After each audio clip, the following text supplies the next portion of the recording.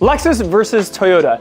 This is a very big fan favorite, and over the years, we've filmed every combination imaginable of the two brands, to which we are going to compile here. Make sure you put in the comments your favorite comparison and which one you would choose. I'm Dustin Mason, and this is the Lexus ES350 versus the Toyota Camry.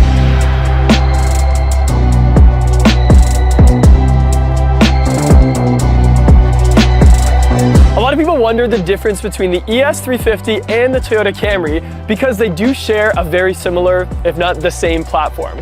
So let's go over some of the little details that I noticed. First of all, the front end on the Camry is the closest it's ever been to being the Lexus ES350. This particular one is the SE base model, and we are comparing it to the base model ES350 as well. On that front grille, we have a lot of styling, and some of it even reminds you of the Lexus spindle grille or the Toyota version or the Toyota take on that spindle grille. We have a lot of really nice matte black plastic that's super durable, sort of in the center. And if you pay close enough attention, even some of these angles reminds me exactly of the Lexus spindle grille. So like the trim around it, how it's kind of angular. There are those nice angles in the middle as well as at the top. On the bottom, nothing too crazy here. We just have a tiny little lip clip because the SE is that sport package, right? Off to the side, I will say on the Camry, it is a lot of fake spindle instead of in the center where it actually does have some airflow. So this is totally blocked off, probably for fuel economy. It is a nice looking decoration, but obviously fuel economy is always one of the priorities here. In terms of the headlights themselves, we do have a little bit of a daytime running light on the higher packages. On this SE base, there's just a projector in there. There is a little bit of sort of reflecting of that projector light, but in those higher packages, we see dedicated LED strips so that you can differentiate a little bit as well. Also, I noticed when driving the Camry, the hood lines are a little more dominant than the Lexus, which is interesting to see. So we sort of have them meeting here in the actual direct edge of that Toyota emblem and then sort of flowing back to the windshield itself. Over to the Lexus ES350. So this being a base model, there isn't that spindle grille, or there isn't the aggressive spindle grille, I guess I should say. So we have sort of a gray color with some metallic in there. It is a little bit more of the longer little Lexus emblems, and if you look closely, it does look like the L from the Lexus emblem. And all of that is active aero, as well as trimmed off by some chrome on the sides and top, and then sort of a matte chrome on the bottom, which you wouldn't notice until you get up close, but that does make it a little bit more durable because it's really hard to touch up chrome. We do have some chrome and decorations on the side. There is no intakes or active venting there, unless you go to the Sport Design or the F-Sport Series 1 and 2. That would give you a little bit more of that spindle and actual aero on the sides. We do still have the daytime running light. It is the frosted glass with a projector headlight, so that's nice. Even in the base model, it doesn't really look like a base model headlight. And the body lines are a little bit less aggressive than the Camry actually. So a little bit more swooping, a little bit less angular, but still kind of draws your eyes to the front of the grille, not as much as the Camry though. So taking a look under the hood of the 2023 Toyota Camry. Most of the ones on the road are going to be the 4-cylinder, which is a little bit of a shame because that V6 is such a powerhouse. But there's still a lot of horsepower here. We have a 200 horsepower, 2.5 liter 4-cylinder engine. And under the hood itself, there isn't a whole lot of covering. So you can actually see all the components, the injectors, the intake, all the gadgetry that makes this engine so reliable and smooth. And you know, without too many decorations, we have the Toyota emblem in the center, and everything else is just metal, rubber, and plastic. It does have the 8-speed transmission, which gives it some really good fuel economy. And even though the 200 horsepower is nothing like the 300 horsepower V6 in like the TRD Pro right now, it's still super smooth and is plenty for the type of buyer that's gonna be looking at this car. Also, a lot of people are buying hybrids now too. I could only get my hands on this one, so this is the one that we're using, but it's still pretty big in the marketplace. As for the ES350, the one we're using today, since it's the base model ES350, is the 3.5 liter V6. You can get the ES250 in the same, essentially the same engine configuration as the Camry I just showed you, but all-wheel drive. The V6 is only front-wheel drive. There's a little bit less to look at under the hood. We have a little bit more decoration, a little bit more covering, and of course, an actual chrome Lexus emblem, where on the Toyota, it had sort of like, just like a cheap plastic Toyota emblem, which is really funny that Lexus always does try to showcase a little bit more. And also, even looking under the hood, you can see very obviously a little bit more insulation. So even off to the strut to the side there, I see a little bit more foam. I see a little bit more substance, probably just to keep that sound level down to justify the upgrade to the ES350. Okay, so looking at the side profiles now, there's a lot to go over and a lot of differences between the Camry and the ES. One of them is the shape of the mirrors themselves are a little bit more boxed off, and on the Camry, we don't have much of an indicator light there. The tires are 215/55s Michelins on a 17-inch wheel on both the Camry and the ES, and they're the exact same tire. It's the exact same tire used in both cars. As for any type of decoration or body lines, we have a little bit of skirting at the bottom, a little bit of lines kind of going across from the front to the back in the center and at the bottom of the doors. Nothing too crazy, it's not too aggressive, with some chrome sort of trimming off the windows. The handles on the Camry are the same they've used in the lineup for years and years. It is a little plastic, but they're pretty solid, and that sound is solid, except the back is a little tinny. So the front, super solid on the Camry. The back, maybe a little bit lighter, but still not too bad for this price point. The base wheel, again, nothing too crazy. It just is a little bit of, you know, it's not quite hyper silver, it's just a little bit of maybe like a matte silver. Super easy to clean, I'm sure. And then the back quarter panel here, again, just a little bit of body lines, some vortex generators, nothing too crazy. Over to the ES350. To try and compare what you're getting for that extra money, everything from even the way the mirror is shaped, it seems to be a little bit more airflowy, I guess you could say, where I'm sure it's not really creating any aerodynamic, but it looks like it is, which is important. So we have a little bit of that. We have an indicator lamp straight across that mirror, which is really nice. Again, it's a base model 17-inch wheel, so a little bit of two-tone brushed and painted aluminum there. Body lines on the ES, actually less skirting and less sportiness when you're looking at the side profile because of it being the premium package. So we do have one body line at the top that goes across, and a really solid door handle that actually has been used since 2018. But let's hear how it sounds. Super solid. Let's check the rear. Actually more solid than the Camry. So probably what they've done is added some sound deadening to that door, because it does even feel a little bit heavier. And because of that, I just hear a little bit less of that resignation when I'm slamming it, which is really good. And then towards the back, we just have, again, a little bit of a body line, nothing too crazy in terms of decorations or anything like that. As for the rear styling on the Camry, so the taillights, combination lamps, nothing too crazy there. Not really any LED strips on this model. It just seems like a regular bulb behind there with some decorations.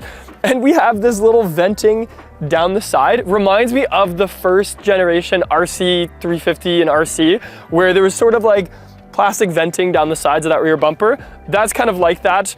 We have chrome Camry spelled out at sort of the center of that trunk space with a little bit of a lip on lip spoiler, I guess you could say. On the rear, we have the exhaust off to one side. I'm pretty sure one of them is fake though. So it is more of a styling thing. And the bottom diffuser actually looks pretty good. We have a painted part and a matte black finished part. I'm not even gonna compare the trunk sides because they're pretty much the exact same between the ES and the Camry. Over to the ES for styling though. So we have a little bit more chrome, which is sort of the theme with this ES350. So chrome at the top, a little bit more LED layered lights in terms of the taillights with an LED backup light, and then more of an integrated exhaust, and it's a dual exhaust at the bottom of the bumper there. So not much of a lip or diffuser, but we do have that little chrome integrated into the bumper, which looks pretty nice, but mostly the taillights on the back is where it really stands out. Okay, so sitting in the Toyota Camry, I'm actually very impressed. I drive a Lexus every day, so I didn't know what to expect about the Toyota Camry. There are some big differences. The biggest thing I noticed is this being a base model SE, The seats are amazing. So we have some leather trim. It's probably the Softex leather. On the outsides, the inside, there's a decent amount of cushioning. It feels like a really solid seat. Like there's a lot of material there and a lot of cushion there, which is nice. I do see some heated seats in the center here. I did notice a heated steering wheel as well. And even the trim around, there are a lot of layers to things like the dashboard. So we have some piano black with a little bit of metallic trimming the top and sort of swooping off to the side. And then we have a little bit more of a modern artwork that is very soft and actually kind of satisfying to touch. The noise it makes when you run your fingers on it is pretty fun. A little bit of stitching here on the center. The top of the dash doesn't look leather. It's an injected molded plastic for sure. And then even in the center here, it's a matte plastic material. So it kind of, if you bang on it, it kind of feels like you're in a base model, but it doesn't look at it when you're looking at it. So that's pretty cool. Decent amount of storage space up in front of the cup holders as well. It looks like the same armrest from the Lexus, but it opens this way. So there's that. Decent storage in there with some USB-Cs. And also, I noticed, and this is big for me in the summer, there's a sunglass holder and it's huge and it's really easy to get to because it's like further back instead of being near the rear view mirror, and it's giant, so you can't miss it. That's always important. There is automatic climate control in here, and the steering wheel is wrapped in leather. I noticed the TFT display does look a little bit updated. It's color, and I can see some animations on there.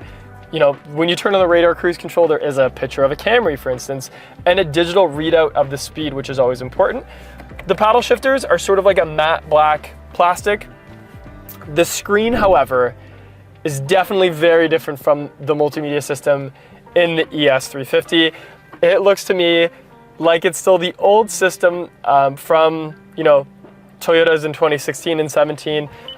It's quick and it makes a nice beep noise, and there's buttons on both sides, but it definitely is the older model or the older sort of system. But that's okay, all things considered. So driving position, I'm in a pretty good spot. I'm about 6'1", and the seat is power. It doesn't have memory, and the steering wheel is telescoping. Again, not power, but I feel very good here. Even getting in the car wasn't too bad. It's not super low, so getting in and out of it, even as a taller guy, is pretty great. My head has lots of room above me. My legs have lots of room. This one doesn't have the sunroof, so I'm sure that sunroof is gonna lower that headliner just a bit, but I have room to spare for sure. Okay, so sitting in the back of the Toyota Camry, again, being 6'1", I have lots of headroom, lots of legroom. I left the seat in front of me the same distance I would if I was driving. So another tall person could be in front of me, and the seat is actually pretty solid. I have a little bit of a pouch sort of behind it. I have an armrest here with some cup holders, which is nice. Other than that, there's nothing too crazy back here. I mean, there's nothing, no other amenities, just space. And there is a little bit of a hump in the center, but I could still fit back here with 2 other people for a short trip and be totally fine. The door panels, it did look like maybe they did cheap out just a little bit because of the base model, so the materials themselves aren't as solid as the front, but again, not the end of the world for the price point. Okay, so sitting in the ES350 premium package, there is a lot of amenities for being a base model, essentially. So the first thing I notice is the materials throughout the cabin are very modern. We have some matte black wood paneling on the top of the door panel, as well as on the steering wheel. And I love that the wood grain hasn't fully gone out of style, it's just changed over the years. So a little bit of wood grain just sort of in the inserts. The reason they don't do it on the full top is because of it is a heated steering wheel. So that makes it so you can still heat the top of it. Automatic climate control, we have some cooled seats and heated seats that come standard for the front, as well as I'm mentioning that heated steering wheel. The center has sort of been rejigged over the last year. We don't have the remote touch anymore. So instead of using a mouse pad to control the screen, it's simply just a massive touchscreen. Now, when Lexus was starting to switch over to the touchscreen, I was a little hesitant because I noticed when I'm driving, as I'm trying to touch something and hitting bumps, it's all over the place. But what Lexus did with this one is they have this little ledge underneath the screen. And because of that, I use 2 of my fingers to kind of stabilize and rest on that ledge so that when I'm pressing the buttons, I can kind of be anchored a little bit. And it works really well, even when moving, which You're not gonna touch a ton of buttons while moving, but still enough that it's nice to have some stability for your hand. So that's pretty great. The TFT display is a little bit customizable. We can see some fuel economy, its color. It's pretty similar to the Camry, to be honest, just a different layout, so there's not a whole lot there. But the multimedia system is. So this is the new Lexus interface that we've seen in the new NX and RX and LX and all that stuff. It's the exact same in the new Camry, so that is a really nice upgrade. We do have a sunroof as standard, just a single panel, and there is no sunglass holder up top here. Not sure why they couldn't do that, but instead we have a little ledge sort of in front of the cup holders, and behind the cup holders we have a wireless charging pad that even for my S22 Ultra, which is a pretty big phone, it fits perfectly in there, and even if my phone got bigger somehow, I would still have a little bit of room, which is nice. The armrest opens sort of from each side instead of down the center like the Camry, but it is nice and big. And even on the door panels, we have some nice materials like actual aluminum, some black brushed aluminum on top of the window bezel, and overall just very nicely appointed without being over the top. In terms of driving position, being 6'1" in the ES350, super comfortable. The steering wheel is power telescopic, as well as memory seating for the power seats and the mirrors. And because of that, when you shut off the car, everything sort of opens up and goes away from each other. So if you need more space to get in and out of the vehicle, that is totally customizable and is kind of a nice way to do it, but it sort of feels like I'm in a couch, which is nice. The back seat of the ES350, just like the Camry, lots of room back here. I put that front seat set up for a 6'1" person, and now I still have tons of space behind. The door panel, we have more amenities though. So we have actual wood grain on the top, as well as a floating door handle, a speaker in the door, a nice bezel for the window. So they didn't really cheap out in the back of the ES, which is nice. Armrest, actually really heavy armrest. I don't know if you could hear that. Super solid. We have, you know, a little cover here for those cup holders and a pass-through. So the back seat of the ES does not have folding rear seats. Otherwise, a couple USB-C ports in the center, as well as just a little cigarette outlet thing. But otherwise, pretty decent back here. Again, the higher package is probably a little bit better, but for now, not too bad. So there you have it. Two mid-size sedans on similar platforms, but some big differences. So which one are you choosing? We're gonna look at the 2023 RX and the 2023 Highlander to decide if you're looking for a mid-size SUV, do you go with the Lexus or do you go with its cousin, the Toyota Highlander?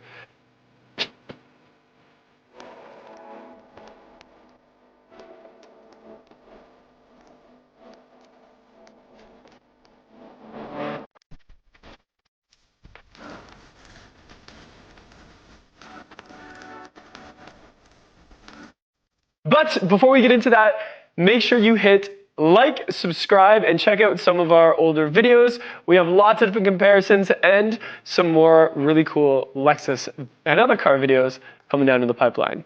Okay, let's get right into it. So taking a look at the front ends, there is a huge difference here. You would never know that on the other side of those hoods, there's a very similar powertrain. Looking at it on the Lexus, we have a little bit more sleek angles, a front end that really dips down into that borderless nose that some people love and some people hate. And that leads us to our F-Sport spindle grille. And also we have a lot of nice fins, angles, and decorations here on the front.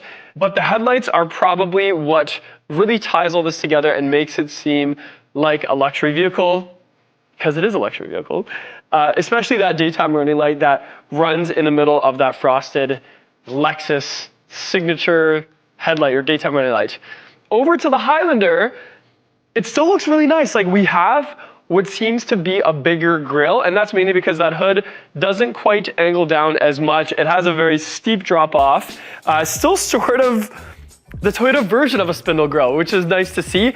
This model is the XLE. I'm not sure if the XSE, which is the sport model or sport package, has a more aggressive grille. I'm not too sure. But on here, we do still have some angles, a little more subtle than on the Lexus, and still some sort of matte black, matte gray plastic at the bottom of that grille, which seems pretty rugged. I think overall, the Highlander really comes off as being bigger because of that front grille and hood. The headlight setup isn't anything to write home about, not on this package at least. I think traditionally on the higher limited packages and maybe the XSE even, the headlights do seem a little bit more high end, but for the XLE, they're more function than form, that's for sure. Okay, looking at the side profile of the Highlander, it still looks very big. In fact, most people say when they see the side of the Highlander, it seems more like a minivan than a midsize SUV. I think that's just because of how long it is. We still have some really nice body lines here. On this gray, you can't see it as much. There's a small edge there. The actual roof line goes up and stays there for the length of the vehicle and then drops off right at the end instead of a sort of gradual, more sleek, sporty look. But that is because of how much space it is in the back. So again, a lot of function here on the Highlander. We also have an 18-inch wheel on the XLE, opposed to, the Lexus that has like a 21-inch wheel in most packages. So it is a little bit different. I'm sure when you go up in package, it probably goes to a 20-inch, but I'm sure these 18-inch probably ride very smooth like. Also, I should mention there also is a really nice body line kind of in the middle of this door that comes from the bottom to the top and into the fender, that when you're looking down the body, it gives it a little bit more of a wide look. So that's just something to point out.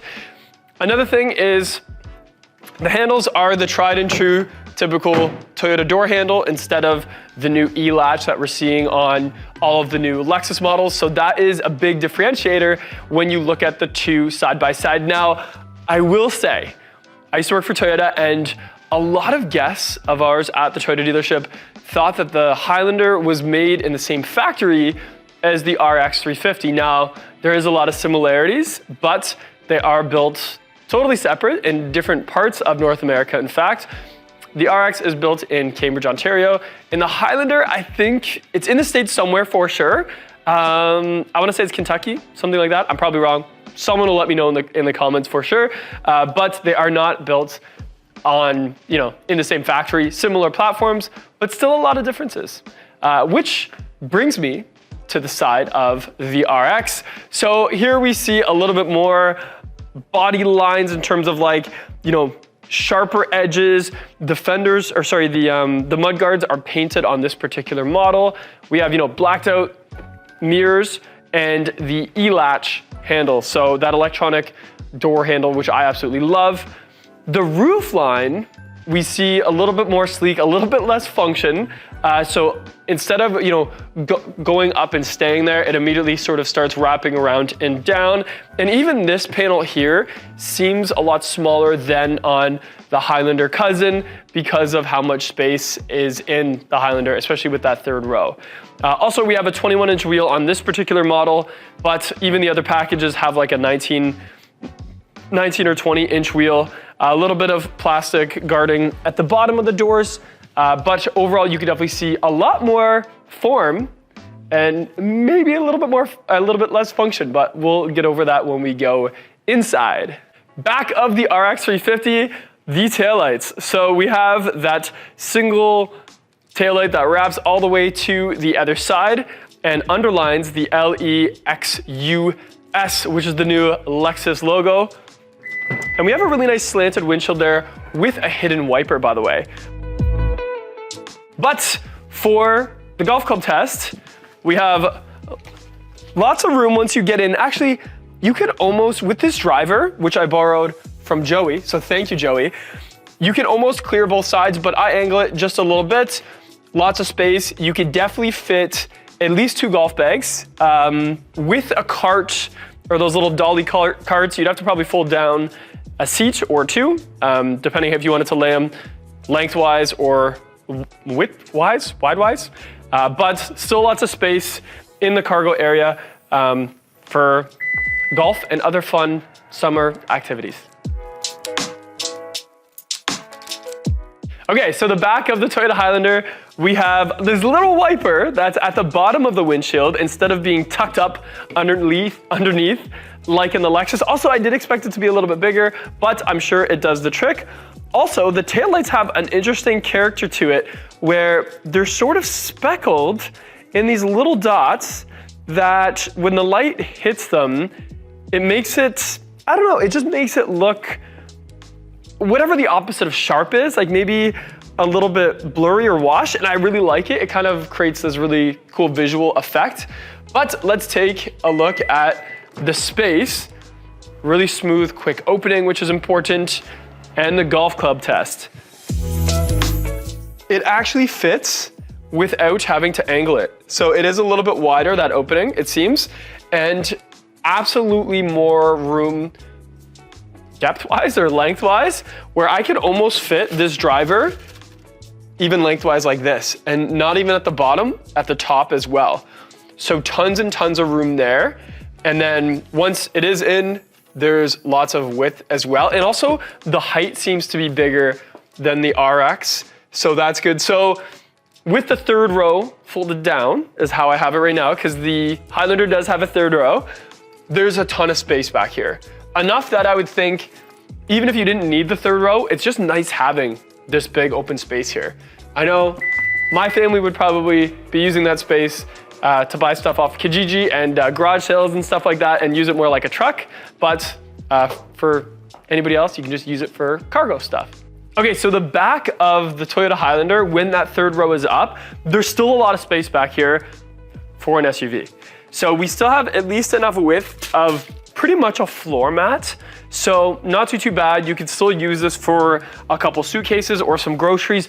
To put it in perspective, why this is so important to me is if you know what a Lexus GX is, the GX 460, when that third row is up, there's only like this much space.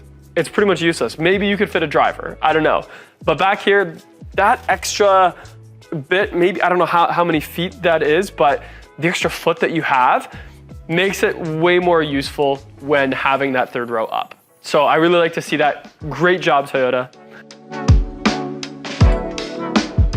Okay, so in the Toyota Highlander, there is a lot of things to look at. The first impression when I sat in it, and again, I'm used to the RX 350 from Lexus, I think these seats are a tad bit softer than the Lexus. I know that sounds crazy because the Lexus is so much more money. I think it's because this XLE doesn't have perforated seats, and almost every RX 350 does, and I think because of that, there's more cushion. Now, it does feel like a Softex synthetic leather, which is pretty durable, because if it wasn't the Softex, I would worry about it ripping easy because of that extra cushion underneath, but I think it's gonna hold up well, which is nice. The layout is great. It is definitely closer to you in terms of, you know, how far away the dash is, and it's very flat, so it's not like the dash above the screen goes for miles, like in some of the Lexuses, so it's very functional. There's a lot of things I love. There's a few that stick out. One of them is your phone sits right here, which is just a little bit higher than on the Lexus, but it's enough that it's more in my visual, because there's so many times that I leave my phone on the wireless charger in the Lexus, and I go up to a boardroom meeting and I'm sitting there and I'm like, my phone is in my car and there's nothing I can do about it at this point. Probably helps me stop scrolling Instagram, but it's still annoying nonetheless. And on this Highlander, it seems to be a little bit more in front of me. Also, the center console slides open, and I forgot that they've done this for years, and it's massive. It's really deep. The fact that this kind of, and it doesn't even look like it would flex like that, and it does, and it works really well. A little bit soft. It is a little plasticky, but nothing wrong with that. The rest of the fit and finish on this XLE is like a textured plastic, probably super easy to keep clean, so that would be great. It is, like I said, it sounds like plastic, it looks like plastic, and that's totally fine. So overall, great interior. It does have pretty much the same multimedia system as the Lexus, just in a different package. It's a smaller screen on this XLE. Again, those higher packages, that probably gets a little bit bigger, but even the way it touches seems very familiar to me, except for it does beep, which I just noticed. I don't know if you can hear that. It does beep, and it's quick, but it beeps. So that's a little bit different, but the actual system itself looks like the Lexus.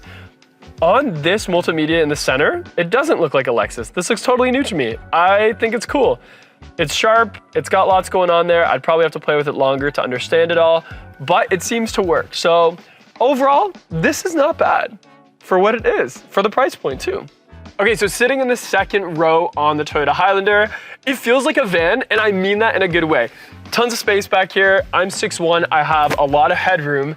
There's also a vent near my head, which I think would be pretty cool. I think it would keep me warm and or cool. Like I can almost shoot it right at the top of my face, which is nice.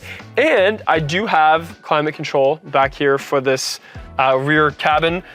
On this XLE, we have some sun visors, or hater blockers as I call them. That's something that people ask about all the time, especially with kids, because it just blocks that UV a little bit more. Also, the seat reclines, and also I can slide it forward, and it is really smooth to slide. So even if there was someone behind me, I'm sure I could have this a couple inches in front and still have more space than a lot of other midsize SUVs. It seems like it's great. Okay, so sitting in the third row of the Toyota Highlander now, and I almost wish we filmed me getting back here because it was hilarious, but Mark asked me to do a video sitting in the back, and here it is. It's not bad. I'm 6'1", my head is kind of touching a little bit here, but not in a way that I wouldn't be able to sit straight. Just more, it just tickles my hair a little bit, but I probably have too much hair gel in anyway. I have a couple cup holders back here. This seat right now is clicked a little further forward than I would be if I was sitting in front of myself, but I still have room. I still have at least 4 to 5 inches that I can move that back and still be here. My leg is at a little bit aggressive of an angle, but still not to the point that I wouldn't be able to sit back here for a longer ride. I would just want to make sure whoever I was back here with was someone I know quite well, or a friend, because of it is a little bit tight in terms of that. But overall, it's not bad. We have some vents. There still is trunk space even with it like this. And honestly, not bad. Not bad at all. When the RX 350L came out, we were hoping for this much space in that third row, and it just didn't happen. But Toyota has been able to do it. I think if you need a minivan but don't want a minivan, this could work for you for a lot of different reasons. Okay, back in the Lexus RX 350 interior. So the main differences here is these are sports seats. So they are a little bit more stiff. They are cooled, so they are perforated, which is nice in the summertime. Also, the console doesn't seem as big as the Highlander, and it does open each way instead of that slide that we saw. And there's also less utility. What I mean by that is, you know, that Highlander had different layers of places to put things. This is way more simple and seamless, and, you know, a little bit touch of elegant there with the materials like ultra suede, some aluminum, some soft touch leathers, and some ambient lighting. All really tie this in to be a little bit more luxurious. The seats are definitely more sporty, but the Highlander is definitely more utilitarian. If that's even a word, I'm pretty sure it is, but that's what that Highlander would be. The screen is very similar in terms of the function, but it's like that nice, you know, cell phone glass, and it's bigger and a little bit more HD, which is kind of expected for the price point. Okay, back of the RX 350. It's still luxurious back here. So we still have heated and cooled seats in this package, which is great. We still have some of that ultra suede, lots of headspace, even for me being 6'1". The panel roof on this particular package really lightens things up back here. We got a couple USB ports. So overall, it's more about form, I would say. A little bit of function, a lot of comfort, a lot of luxury stuff in this back seat, to the point that even if the owner was sitting back here, like the owner of the vehicle, they'd be happy. They don't have to necessarily drive it, which I'm sure in some countries, the RX probably does that. So not bad. So even though the two of them come in with seemingly similar packages, the RX 350 does have approximately 10 more horsepower than that Highlander, even though they're pretty much the same power plants. The only difference I could see is that on the gas cap of the RX 350, it says premium gas, and on this Highlander, it did not say that. So that could be that extra measurement of horsepower. Also, the fuel economy is rated slightly better on the RX as well. That could be because of the weight, because I think that Highlander being a little bit bigger has a little bit more weight. But Before you decide which one is right for you, I'm just gonna give you one more little bit of detail. So a long time ago, like 10 years ago, I worked for the factory building RX 350s, and one time when I was on the assembly line, they sent us some Highlander parts. And the only difference was they were door lock cables. And the door lock cables for the RX 350, instead of just being a cable in a sleeve, it had an extra foam barrier about this big around that cable so that the inside of that door panel would have less rattles and a little bit more sound deadening.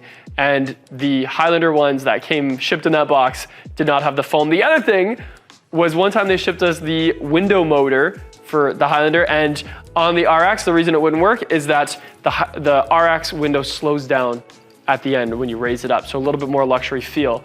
But which one is right for you? I would say if you are looking for function, if you want to use a third row seat because the RX doesn't have it, if you want more cargo space, if you are gonna have kids and family and use this as a family vehicle, the Highlander wins that race all day long because of the extra space inside and just the overall utilitarian aspect of it. However, if you don't need to have kids and people and cargo every day, but you want a little bit of that extra class, bigger brakes, stickier tires, a little bit sportier feeling, but still want to have people in it sometimes and still want to be higher up and in the snow and all this other stuff and still want a midsize SUV, the RX blows it over the water because of that extra level of craftsman. Now, it is a big price jump, don't get me wrong.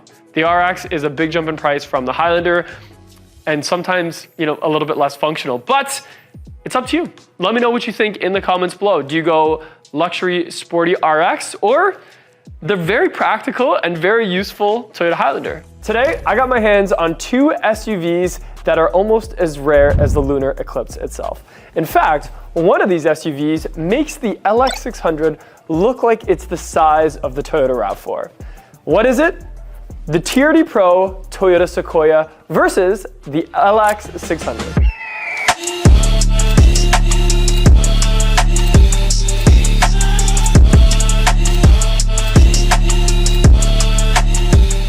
Now, it might seem like an odd intro at first, but stick around to the end of the video where I will explain why I'm comparing these two vehicles. Okay, so let's take a look at the front end of this super rare TRD Pro Sequoia.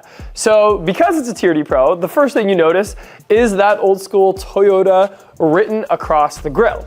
Above that, you might notice these three amber lights. Interesting story about those is you might see those types of lights on things like the Ford Raptor and other full-size athletic SUVs and trucks. And usually it's because of anything that's bigger than 70 inches in length needs those to go with, industry standards. The Sequoia is just slightly smaller at 69 inches, and because of that, they don't actually need it, but Toyota put it on there anyway. And I think that's pretty cool to make it look like the rest. The rest of the grille, we have some really big hatching here. So all of these pieces do seem very sturdy and thick and big with a little bit of a wave to it. And as we go sort of closer to the bottom of the bumper, it becomes a little bit more of that rugged textured plastic. Underneath, we have these little fog lights, as I'm pretty sure they are, on the bottom to really light up the light. And we even have this little camera in the center of the grille. Now there is a light bar across the center of the grille that is way too bright to be able to film on camera, but it is there on just the TRD Pro. In terms of lights, we have this textured daytime running light. In person, you can see some detail there. So there is almost like a starlight look to it. Further away, it just sort of looks like frosted glass. The hood itself does have some vision lines going in that V shape and these big vented or fake vented TRD Pro logos sort of on those top corners. Okay, so over to the refined front end of the LX600, where we see a little bit less rugged and a little bit more refinement. So right away you can see we have a daytime running light that is frosted and sharp. We have that big F Sport Series grille because this is the F Sport LX600. And that's all piano blacked out with a really classy Lexus emblem sitting smack dab in the middle. As we get towards the bottom, we don't need as much of that rugged textured plastic, but we still have a little bit of a lip there underneath a tiny bit of chrome that, comes clean when you wipe it because the chrome's easy to keep clean. Then we have some parking sensors integrated into some active vents on each side of the grille. We have little headlight washers that can pop out, as well as a front-facing camera nestled nicely into said grille. Then we have a really big sort of divot vision line in the center of a really big hood, and those lines sort of carry all the way up to the driver.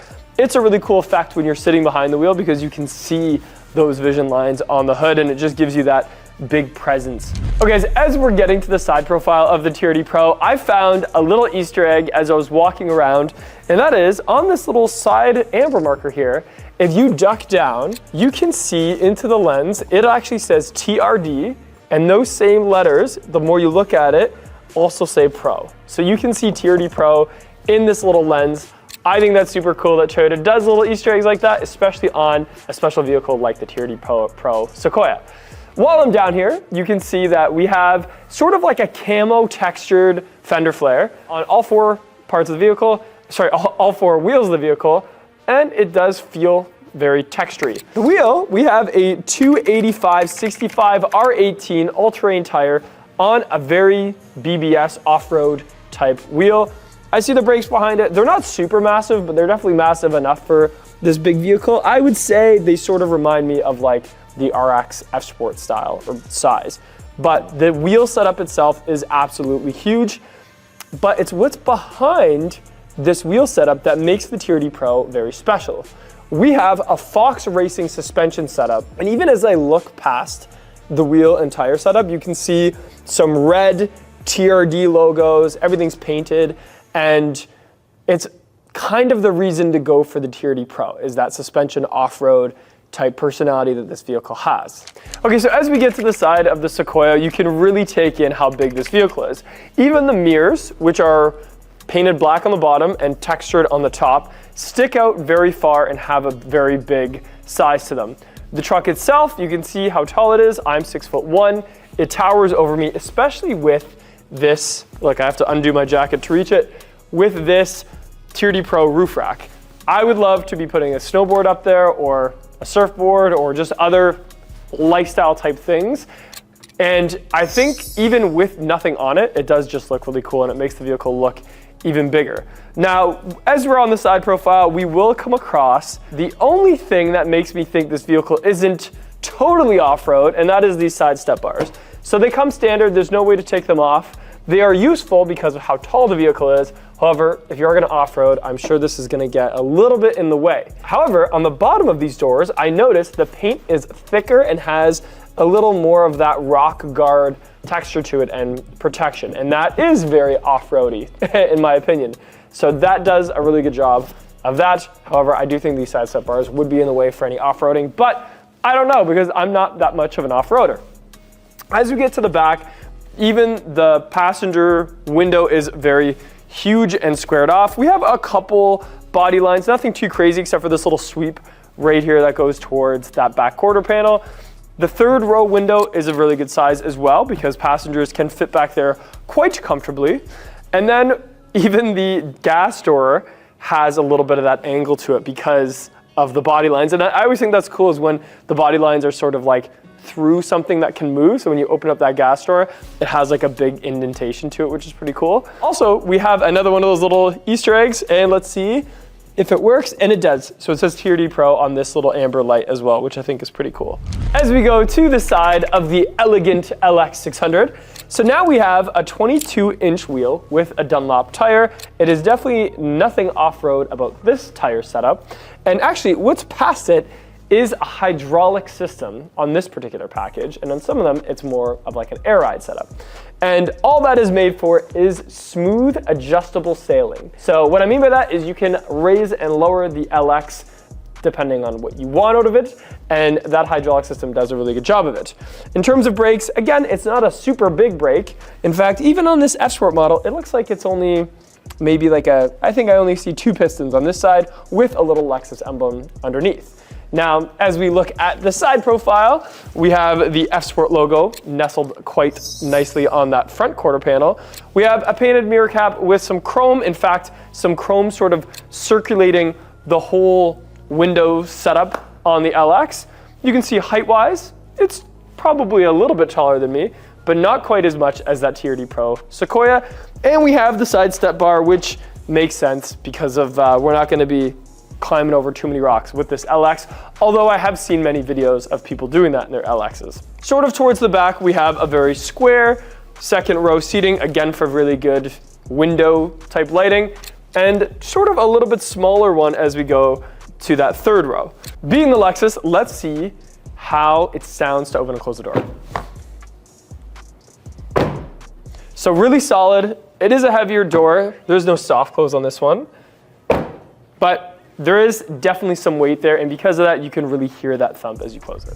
Okay, let's see if on the Sequoia, if Toyota cut any corners with how the doors feel. So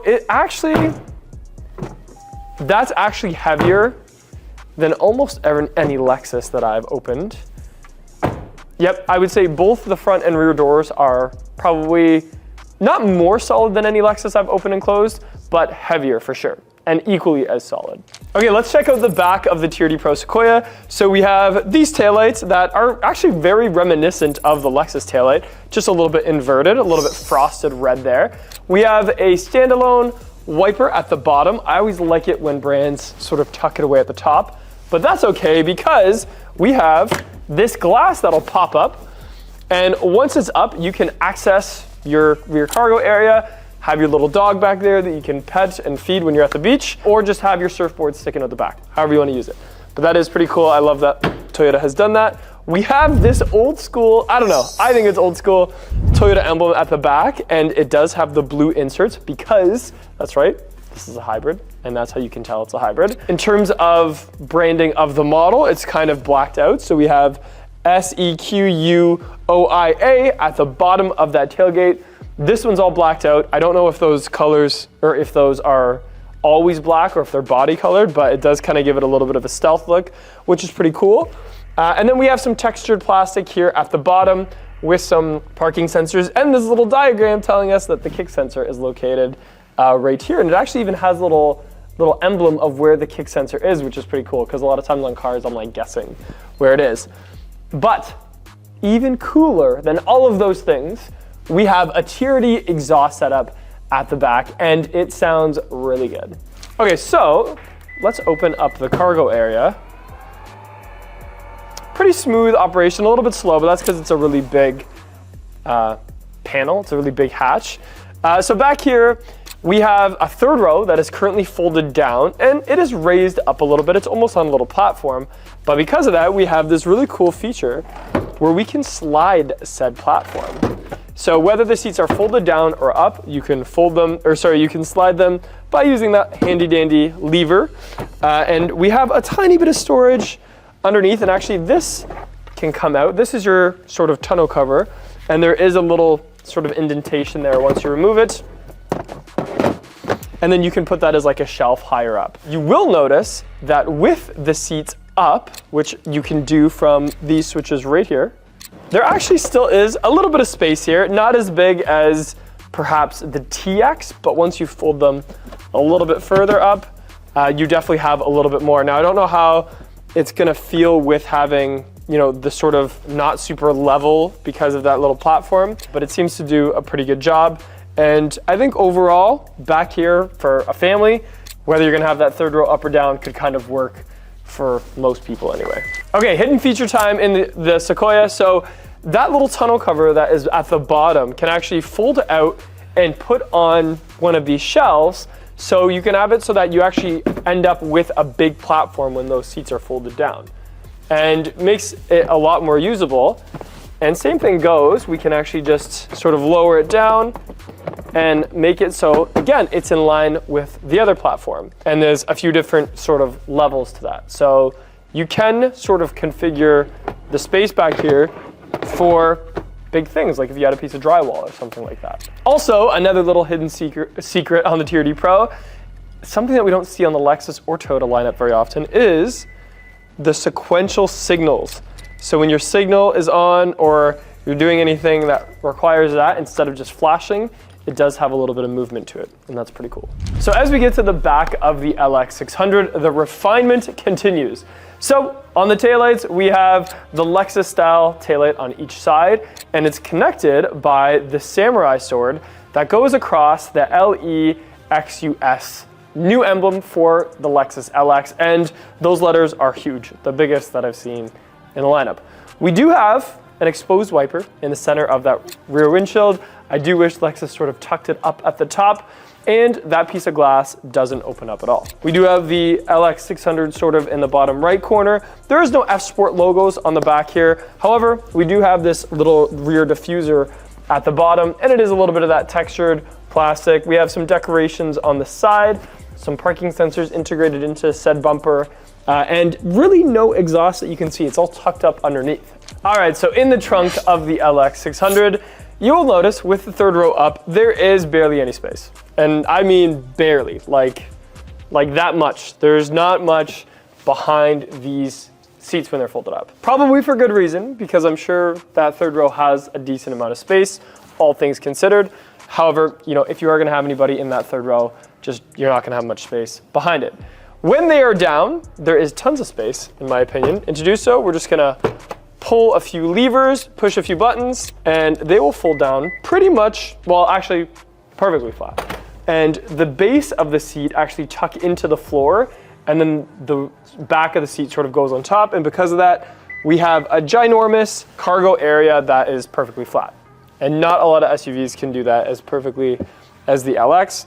And then once that's in there, you can still open up a little bit of storage underneath that fake floor. And there's like a jack and things like that underneath there too. Okay, so as we are getting into that third row, you're overwhelmingly greeted by this beautiful red interior with sort of the camouflage type texture to it. Once we get past that distraction, we're just gonna pull this lever, and this second row, which is captain's chairs by the way, is gonna fold forward. We're gonna step on that running board that I talked about and slide into that rear space. It is a little tight back here from my size. My head is definitely touching just a little bit. There is a curtain back here, or a hater blocker as we call it, which is really rare for a third row. I think that's pretty cool. I like that the seat belts are red. I think that's also really unique and cool. I got a couple cup holders, and I can recline a little bit. That's cool, okay. It'll let me recline actually pretty far to the point of my head hitting the rear sort of like top of that roof. So with that second row folded up, I actually have legroom. So I wouldn't want to be back here personally for a long period of time. I'm sure the two passengers beside me would agree, but I can fit back here. Probably the most uncomfortable part about it is my head. My head is touching. But other than that, I could be back here in a jump seat. I've been in a lot worse than this, that's for sure. Okay, sitting in the second row of the TRD Pro, it is very spacious. It is captain's chairs. And what I noticed is there's no center console. So even though it's captain's chairs, it's just carpet here, which is probably pretty convenient for having passengers sort of just cut through the two seats as they crawl out. So that's pretty cool. They do have both armrests, which are pretty comfortable. A ton of space in this second row. I also noticed on the doors, we do have some shades as well. The doors themselves, a little plasticky on the bezel and the handle, but like I said, overall really solid. I do notice I have my own climate controls here, as well as USB-C and the USB-A, and there is a wall plug. So there's even a 120 volt, 400 watt plug there, so you could plug in, you know, some other devices. I don't think these seats are heated and cooled by what I can see, and there is no panoramic roof. However, a ton of space. Very squared off cabin, I would say. Okay, getting into the back of the LX, very similar to what I was expecting. And we just sort of slide in back here. Oh, let me get my headrest up. The headrest fold upward. So my head is touching a little bit here. 6'1", not super surprised about that. It's kind of like a jump seat, I would say. It's very close to the ground.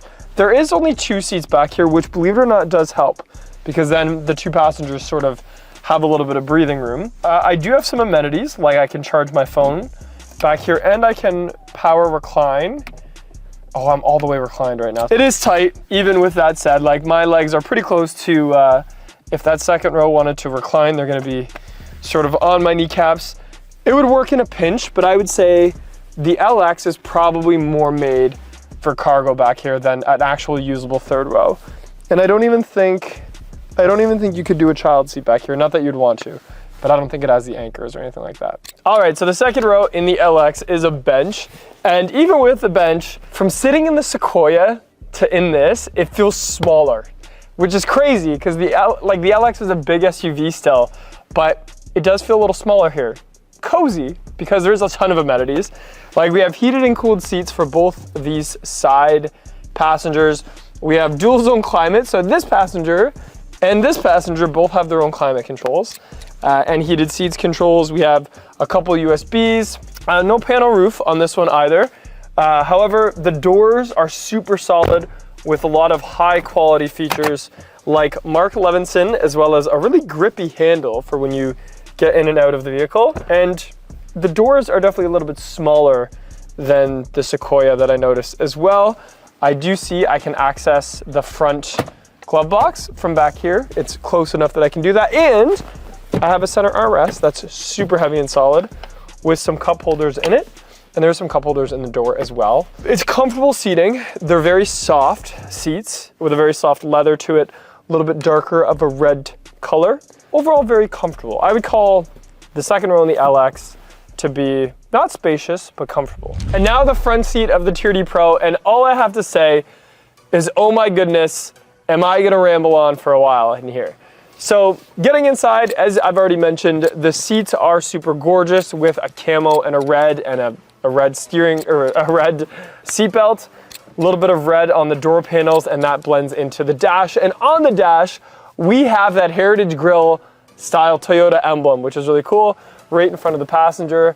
And each letter is actually sort of like trimmed around by red, which is also pretty cool. What I noticed in the cabin is there is a lot of textures and layers and details all over the place. For one, this steering wheel is perforated all around from head to toe. At the bottom, it says TRD, and that's sort of like behind this little piece of glass. And it's got the red strip in the middle, which is for race cars and race cars only, and also any TRD Pro or off-road vehicle. And that came from, you know, the likes of needing to see a visual line of where your steering wheel is. So I think that's a really cool, nice little touch that Toyota did here. Even the center console has a ton of different layers and textures. It almost gives me like a brushed metal vibe, but it is plastic for the most part. The cup holders open up really easy from this massive flap, and even in the bottom of those cup holders, that texture sort of continues, which is really cool. In the center armrest, there's so many layers to this. There's levels to this. So we open the top one, there's like a little notepad, post-it note type one. Then we can slide this bigger shelf, which also you can keep stuff on even when you slide it. And that gives us like a quick access into the main compartment, or we can lift up the whole thing, get it out of the way. And in here, I have a change holder. This is like one of the first cars I've seen in a while that has a change holder. So you got your dimes, your nickels, your quarters, your toonies or loonies if you're from Canada. And then in here, we have more levels to stuff. So we have this little sort of fence around maybe your coffee mug holder. Then we have a shelf, and a shelf, along with two USB ports, one USB-C, one USB-A. On the rest of the center console, I sometimes say console. People in the comments let me know that. We have a wireless charger that sort of faces you, so you can put your phone nicely there. The shifter has that red stripe, and it's almost like a layered shifter, which is really cool. It activates by putting your thumb on the left side of it, and it does say TRD also sort of underneath that with a nice little shift boot. Again, a really good firm shift. There's nothing worse than like an off-road vehicle that when you go to put it in drive, you like press a button or like slide a very gentle switch. Like this is a shifter, if you know what I mean. Then we have our brake holds, our pano view, a switch for our four-ways, which is like a pretty hefty switch. Not a bad idea, car manufacturers, to have a hefty switch for your four-ways, because sometimes you're not gonna know when you need them and you don't wanna look for them. You wanna know where they are. Also, you'll notice we have a locking differential, a rear locking differential. And this truck, and how to do that is that switch right beside the four-way, so don't accidentally hit that. And how to do that is you would essentially lock that rear diff, and you can have it in 2 high. So again, not every truck, definitely none in the Lexus lineup, can you actually drive in 2 high. So 2 high with that locking diff, and you could probably, you know, kick that back end out pretty fun. Even though that is not recommended, especially by Dustin Mason. And then we have our multi-train select. It's also our drive mode, tow haul, crawl control, MTS, all of those things sort of dial here, which works pretty well. Above that, we just have our climate controls. So heated and cooled front seats, as well as, you know, auto climate control and things like that. Then we have the newest Toyota interface on that big screen up front. I'm not gonna get too much into detail there, but it is really sharp. It's super wide and super tall. So it is just this big glaring sort of screen in your face, which has lots of info, and that's pretty cool.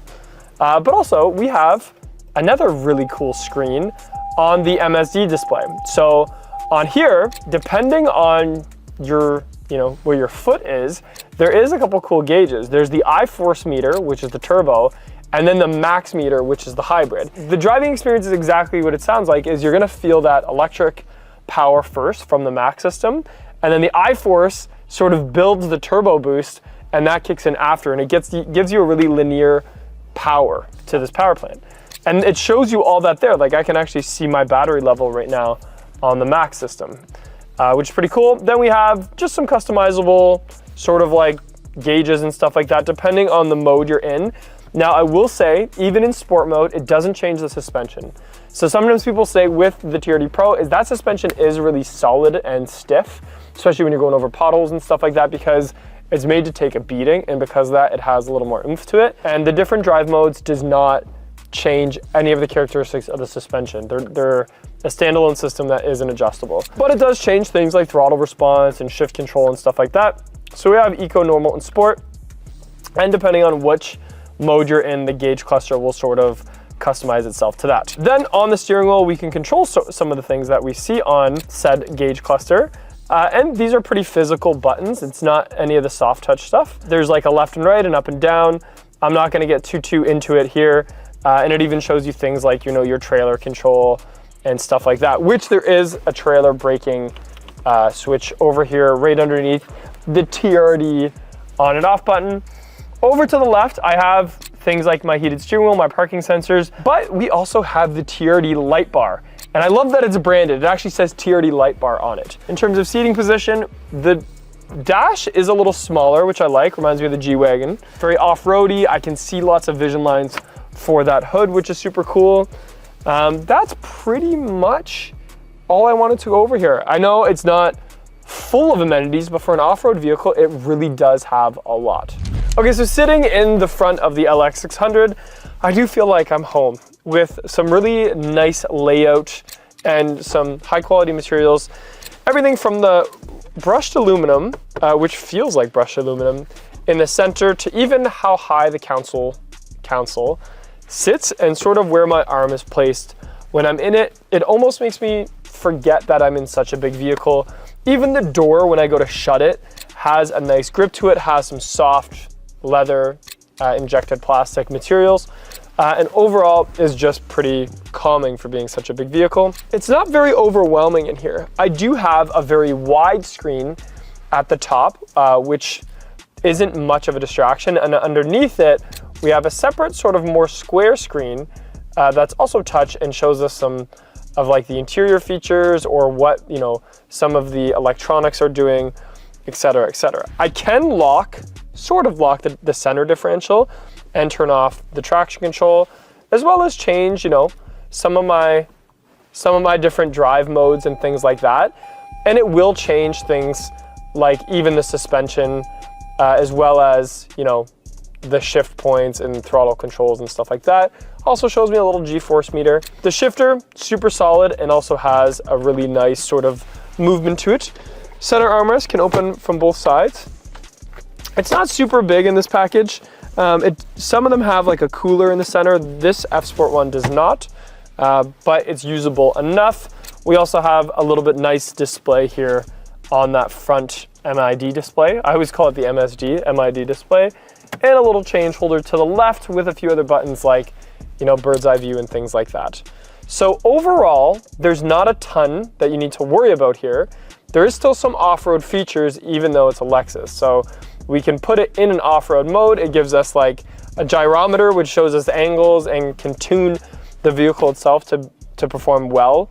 And we can switch from low to high and do so all while looking and feeling quite good because it's a Lexus. And on the TRD Pro, we have also a 3.5 liter twin turbo V6 with hybrid max, meaning there is an extra little boost to the already boosted power plant, which equals really good fuel economy, a really smooth drive, and also a ton of linear power. From people that have driven it, everybody sort of says when you see the electric motor sort of kick in and transition over to the turbos, it feels exactly as you think it does. It's almost like one gear is ending and the other gear is kicking in.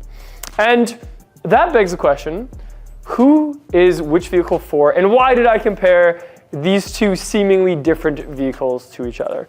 Well, the answer is there isn't a ton of vehicles that play in this sort of marketplace. Ones that are full body on frame, have a luxurious interior with amenities, but also a rugged exterior, perhaps, that has a little bit of off-road capabilities as well. In terms of which is which, well, the TRD Pro will dominate that off-road, sort of segment with the Fox Racing suspension, that locking rear differential that you can put it in, too high. However, the amenities of the LX outweigh it and still have a little bit of that off-road capabilities because, let's be frank, not everybody is going to be taking their TRD Pro Sequoia off-road. Instead, it's just going to look like it can go off-road, but still spend most of its time on the pavement. Let me know in the comments below what you think. Is the Sequoia TRD Pro an off-road vehicle, or is it just a luxury vehicle with a little bit of gear? And is the LX, comparable enough to it, even though the price points are a little different? Big thank you to the new owner of the TRD Pro. Thank you very much for letting us use it in this video today. And if you liked this video, make sure you pop over to Performance Toyota's channel to check out some more Toyota videos. I get asked all the time to compare more Lexus and Toyota vehicles together. And what better way to do that than to be sold by a Toyota salesperson on why a RAV4 is better than the NX while I try to sell her an NX. Which is definitely not gonna happen. We'll see about that.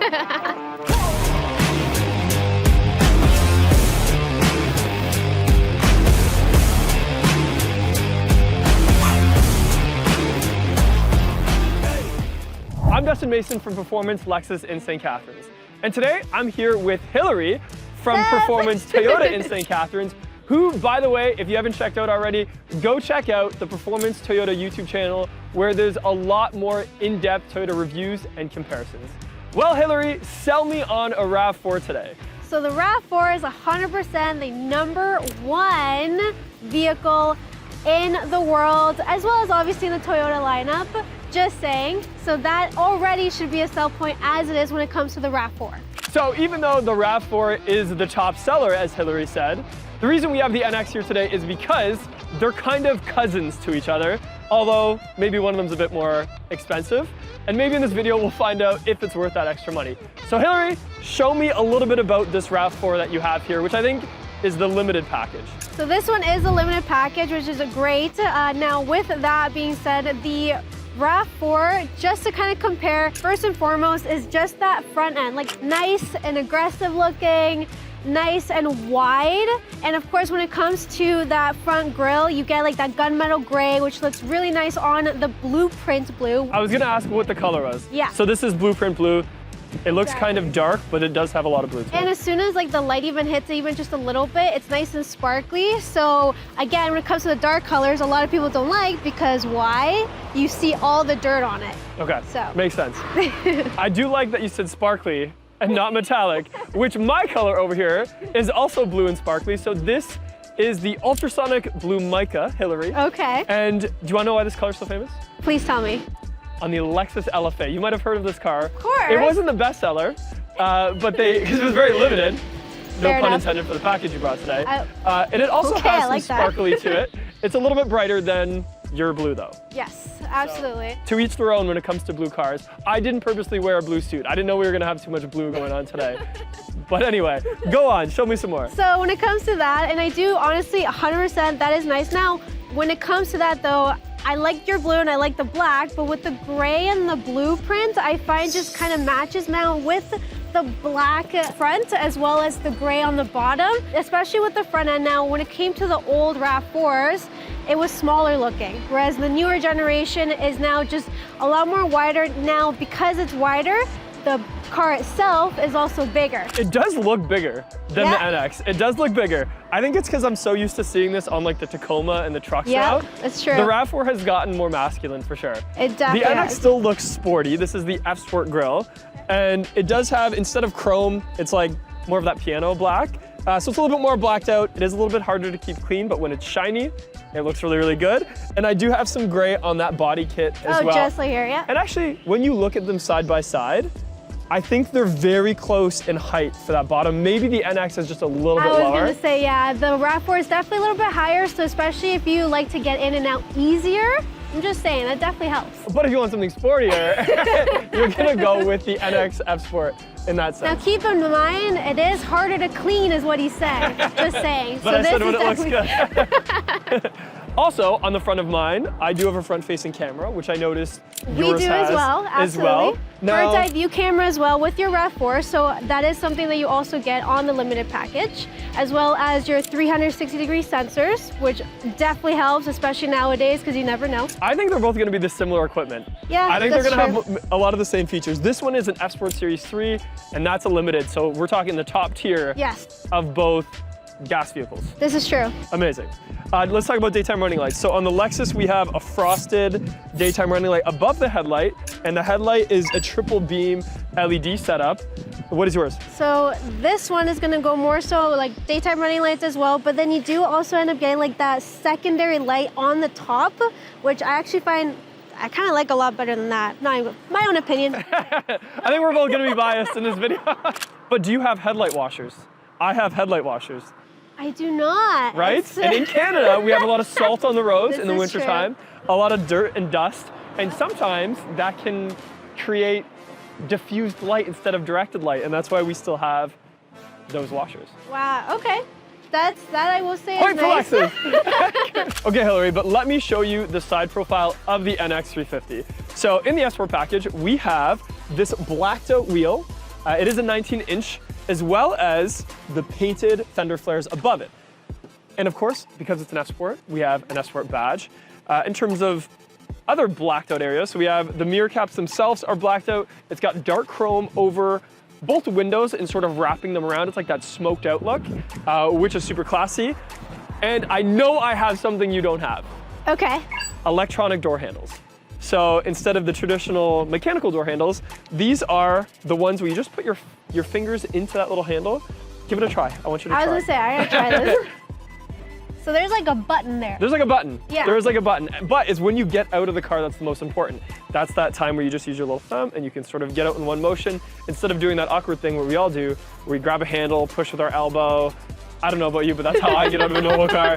And with the electronic door handles, that's how that works. So with the electronic door handles, 100% that's amazing. But with the keyless entry that you do get on the RAV4 regardless, especially when it comes to the key fob just being there, your hand is literally right there and then you can open it, right? So it's a door handle. So it is a door handle that I find a lot of people still love traditionally. I will say, it doesn't break. A door handle can't Right? break. Yes, Exactly. I get it, 100%. What size of wheel do you have there? So this one is a 19 as well. So Okay. that is definitely something that we're both in the same running with. Again, more when it comes to the newer RAV4, it's gonna be taller, it is gonna be longer, and the fact that it's wider. Now, even just kind of comparing, me personally, I like my space. I love this, but it does seem a little bit small in my opinion. Having all that comfortability and all that space to be able to just put stuff, or even on a long road trip. It does seem more squared off. So when we're standing beside the two, which Yeah. is rare, it definitely looks bigger. Like Yeah. the RAV looks a little bit taller, the doors look bigger, it looks more squared off. Where with the Lexus, it does sort of seem like we went more for style over, Comfortability? Yes. maybe that's it. But for me, I don't necessarily need the size. I would rather have a little bit more style. And actually, when you see them side by side, it's almost like the NX is a bit more coupe-like. It's almost like a four-door coupe, yeah, right? Fair enough. Which makes sense because the NX first was designed on the IS platform. Yes. A lot of people think that the RAV4 and the NX have the same platform, Yeah. which they kind of do now. It's probably the most similar they've been. But originally it was on the two-door. Okay. And that's why even the body lines are a little bit more coupe-like, where we see them flare up I even and then see like that back rapidly, window too, right? yes, Yeah. the window on the door is really small and starts to taper off Yeah. quite quickly. And it gives it that coupe look. When I look at yours and I'm like, wow, this actually reminds me of like a truck. Like Yes. it actually has like that bigger space, and even So the door it has itself more is like bigger. that SUV look, right, and everything. Now, again, all the black trims that you get on the actual body line as well, and then again over here. So you have that reliability, again, just in case of anything. But if you want more of an SUV type, this is more so what I feel like we're gonna get into.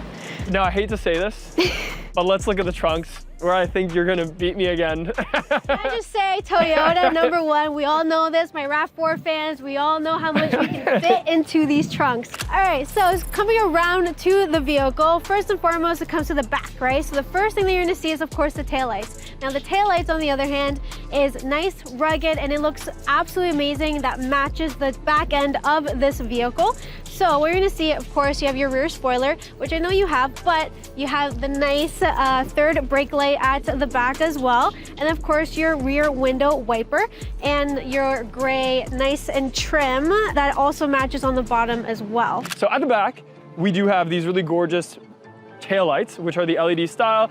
I like how they're separated.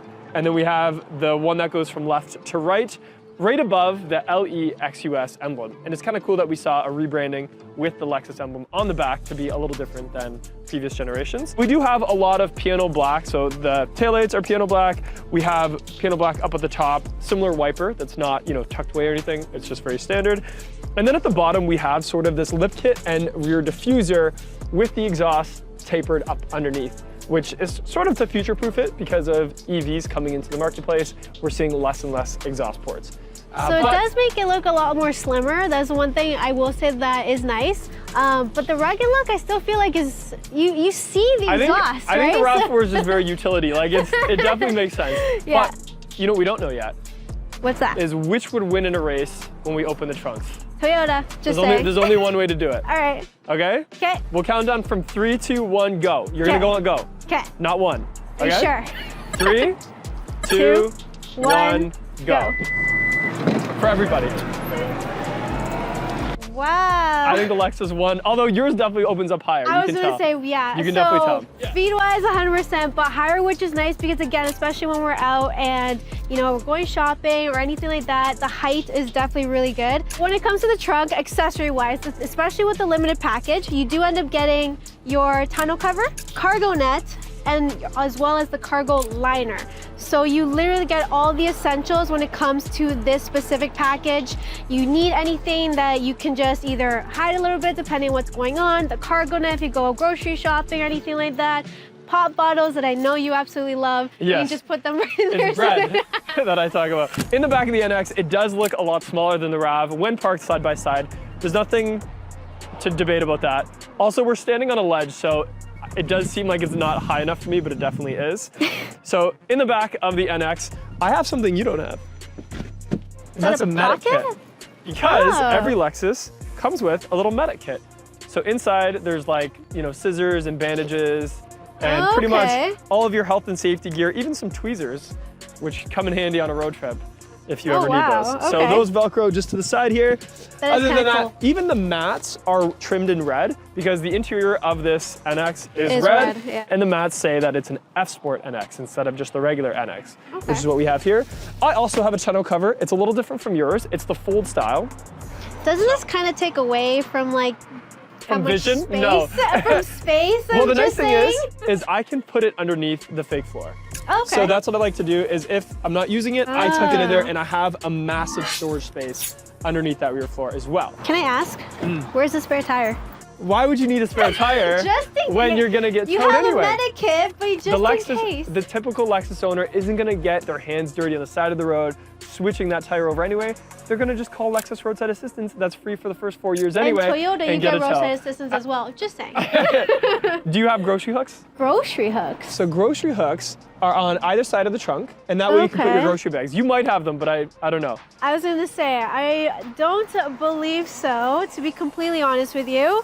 But we do end up getting just kind of like a cubby hole that's on the side, just to be able to put anything What in. about power folding rear seats? Power folding rear seats. Yes, I have power folding rear seats in mine. I have power in my muscles. They can just fold right down. They can fold down, okay. So the Lexus, less space in the trunk, Yes, couple more amenities, yes, a little bit more space underneath because of there's no spare tire, correct. which is okay. Okay, let's get inside these cars and see what's going on there. Okay, so we're inside the RAV4 Limited. Yep. Show me what I'm looking at here, Hillary. What are the Okay. things I need to know before we go on a test drive? So first and foremost, power seat. So make sure you're Power comfortable. seats, okay. So you can go up, down. I'm You gonna- also have lumbar support. I'm gonna adjust and it you're- because we are very different of where we like our seats, obviously. This- Power steering wheel telescoping or no? No. I already knew that. I did that. That was a trap. That was a trap, and you fell into it. Okay, so we're gonna adjust that. Ooh, the steering wheel's heated. I have the heated steering wheel on already. Okay, perfect. Which is important in Canada and in the US. Oh, absolutely, especially with these very, very cold winters. Okay, Nice what and else? warm. All right, so other thing is, so make sure that your mirrors are all set up.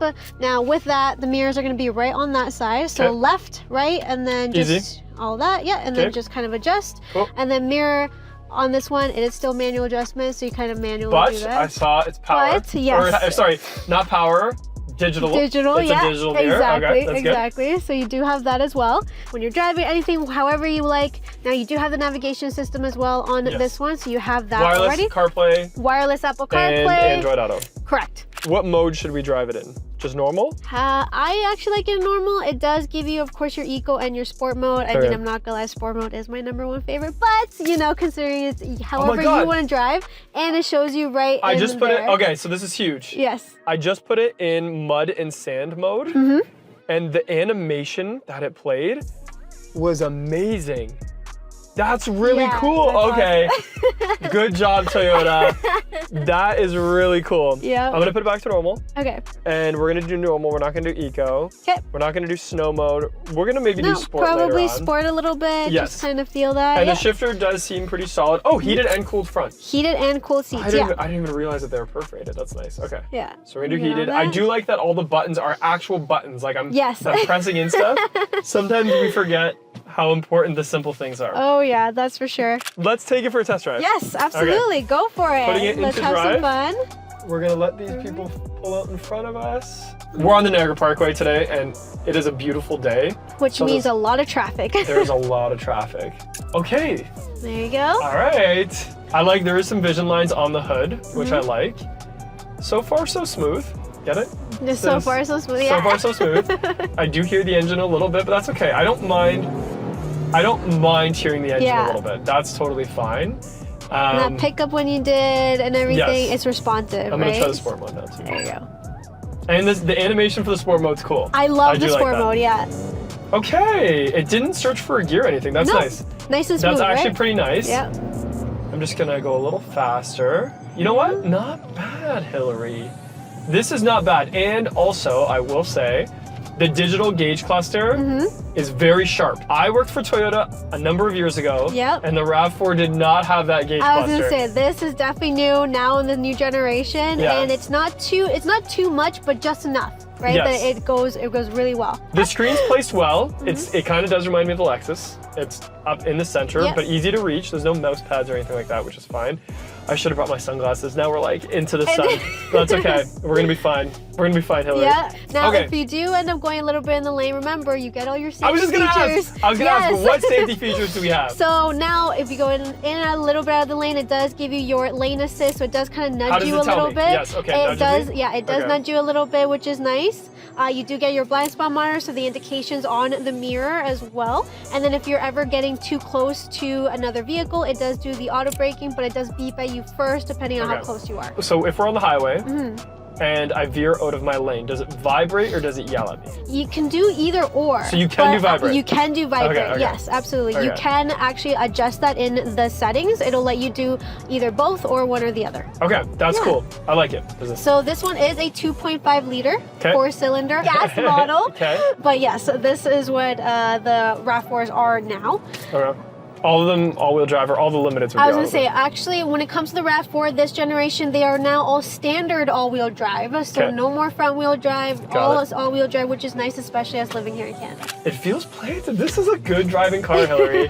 I cannot say anything bad. Oh, digital mirror I have on. Yes. I do like that. The Lexus has that as well. Okay. Some people hate it because it can make you motion sick if you're not expecting If you're, it. yeah, and if you're not used to it, but of Yes. course, with that, you can just turn it right off, just with a simple switch, and then you're back to just your regular mirror. How do the auto high beams work? Is it just like it turns on and off the high beams? As soon as it turns on, and it actually does indicate another car that's incoming, it'll turn off. Okay. And then once there's no more, then it'll turn back on, which is Okay. very, very nice, especially in those very, very dark nights. And now that you're driving it, #1 vehicle. I'm impressed with how spacious it is. Like, even on the exterior, the interior, like, it is a lot bigger than I remember. Right? Yeah. And I like that about it. I think that's cool. I think it's very useful. Is there anything else I need to know about this RAV4 before you try to close me on buying one? Actually, what I didn't ask is, how are you sitting? Like, I'm a tall guy, I was gonna say, I'm yeah, a tall because you guy. are a tall guy. and it feels fine. Yeah? I feel totally fine. You in still here. have like headspace, Yeah, I you have don't feel headspace. like you're claustrophobic at No, all, it's- anything like that. It's good. It's Yeah? a good car. Yeah, See? it's a good Exactly. car. It's the type of car that would appeal to so many people, I feel Yeah. like. So a family could make this work. 100%. Right?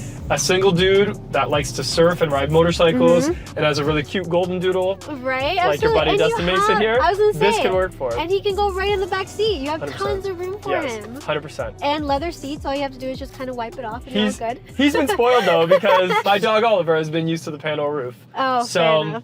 I don't know if he's gonna be okay with this, but But she can open up all the way, so it's fine. I You guess still so, get some, yeah. you I still guess get so. some air in there, so that's it's good. totally true. Okay, we're gonna take it just on a little bit of off-road here. Yep. I'm sorry, I'm gonna get it dirty. It's You know gonna what? get dirty. It's okay. It's okay. Because I'm going to dirty up the Lexus too. So it's fine. Okay, decent. Okay, Hillary, let's park this car. Perfect. Now, What we'll quickly, do- what's your favorite thing about it so far? Okay, so my favorite thing, honestly, the space is really great. The fit and finish is good. The buttons are good. I have Backup many. camera? Did you see the backup camera? I did, but that's so standard now. I'm just so used to that. I think overall, there's a lot of Yeah. good things about this car. Really good job. Awesome. Amazing. Perfect. Now to the Lexus. Yes. Okay, Hillary. Okay. Now you're in the lap of luxury. Can I just say, first and foremost, holy. It's good.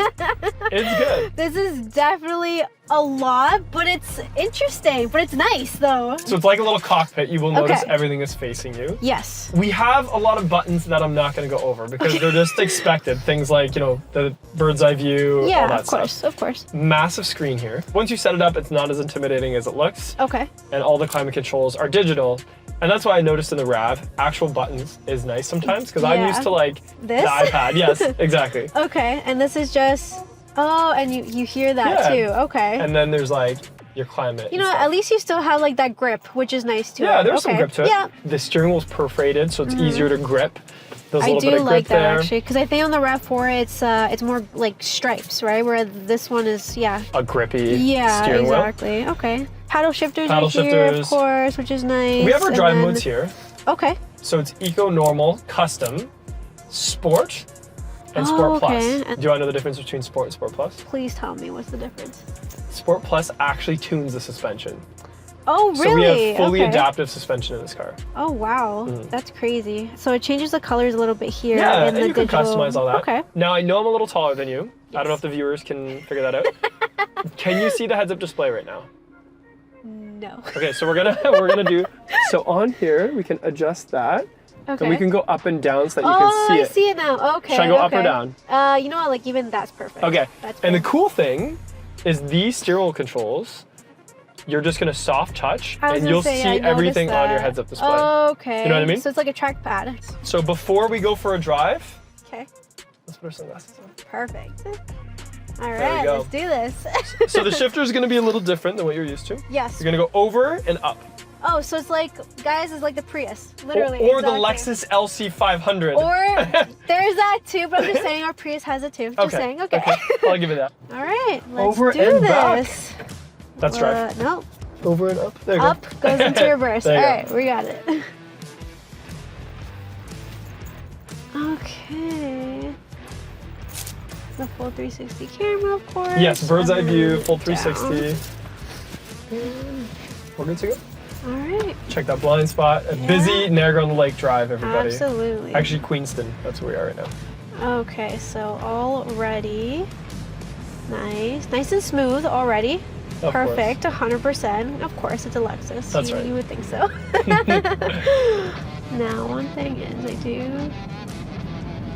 you know what? She's responsive. Like, Yeah. I'm barely touching my foot on the gas pedal, and she can go a little bit, which is nice. What you feel there Yes. is a 2.4 liter turbocharged engine.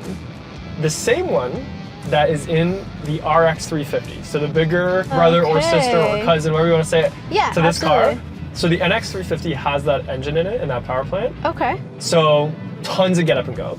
To the point that I can't even get you to experience it in full on this I was gonna say, yeah. slow speed road. Oh, But and it's even torquey. going in, yeah, I was about to say, going in sport mode here just a little bit just to kind of see how that, and yeah, wow, that's like even me barely touching it. It's good. It can, yeah. It can go. This thing can go, and I mean, when I say responsive, is like instant. Yeah, the torque. So, that turbo yeah. gives you that torque. Absolutely. And that's a big difference between the RAV, is they don't share the powertrain for these ones. Yeah, let me just go back into, how to Just go push back the to middle if you want Oh, normal. there we go. There you go. Back to normal. Pretty good, I guess, too, because that turbocharger, the I the was engine gonna say, doesn't with have the to work too turbo, hard. that was actually gonna be a question of mine, because I know a lot of people tell me like, well, turbos and everything, but I know a lot of the vehicles, even the Toyota lineup, starting to go into turbos, right? Like the Highlander. Yeah. So even though it's a turbo, gas efficient wise, not bad. Also, the handling. So I know we're going through some turns, and we'll Mm-hmm. have some bigger turns coming up. Since it's like similar to that IS platform, Okay. it really does hug the road. So I don't know if you can feel that or not. Yeah, actually, yeah, honestly, I do. I definitely do feel that. Now, this is literally my first time even hopping That's into exciting. one. That's so exciting. I'm like, everything that I am showing here, guys, this is like my absolute first time. So this is nice. I will say this for sure, especially if you would really like that sporty feel, because again, F-Sport, right? Yes, so the F-Sport. Sporty feel is definitely here for sure. The head-up display, I will say, I do kind of like. Of course, it's something I'm not really used to, but you know what? No, that is pretty And nice. all though. the F-Sport packages have that standard now, Oh, okay. which is sweet. Oh, nice. And okay. at nighttime, when you're driving on the highway, Mm. you don't have to look down. You can just look up above your hood, and you'll see your speed. Yeah, that's, you know what? I do like that for sure. Okay, so There there is a you go. secret feature that I Okay. haven't shown you yet. Okay. Keep your eyes on the road. Don't worry about me. All right. I just turned on proactive driving assist. Okay. So what that is if that person in front of us Yes. slowed down, Okay. and even without you touching the brake, our car will slow down with them. Oh, So it's like nice. it's like a bubble of safety around the NX. If someone pulled out in front of us, even without you initializing it, Okay. it will react and like keep us. Oh yeah, keep us it safe. shows like the car right there. And Yeah. oh, that's cool. Okay, Yeah. You know what? All right, Lexus, I get it. I get it. Right? It's a little bit extra safety there. It is some Yep. getting used to because it feels like someone else is helping you drive Yes, the car. just a little bit. But you know what? Considering, especially like on long drives. Now with that, even just thinking, because I love to drive and Yeah. I do like very long drives. But even just the comfortability in this thing, you're hugged. Yeah. Right, and just like you were saying about the road too. So you know what? Yeah, It's smooth. It's nice. It's It quiet. is smooth. Yeah. And did you look up?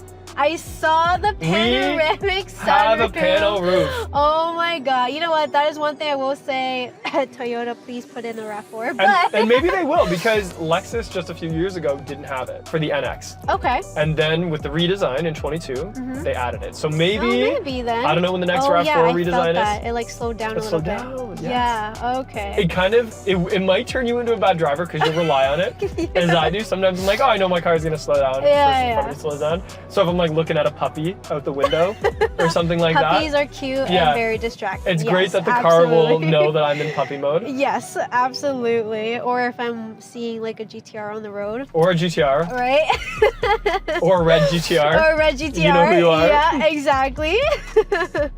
A few things I can't show you because copyright is the sound system. Okay. So we have a Mark Levinson sound system, Okay. which is the same owners as JBL that you have in the RAV4. It's just supposed to be a higher line. Yeah. Sure. And that's all part of Harman.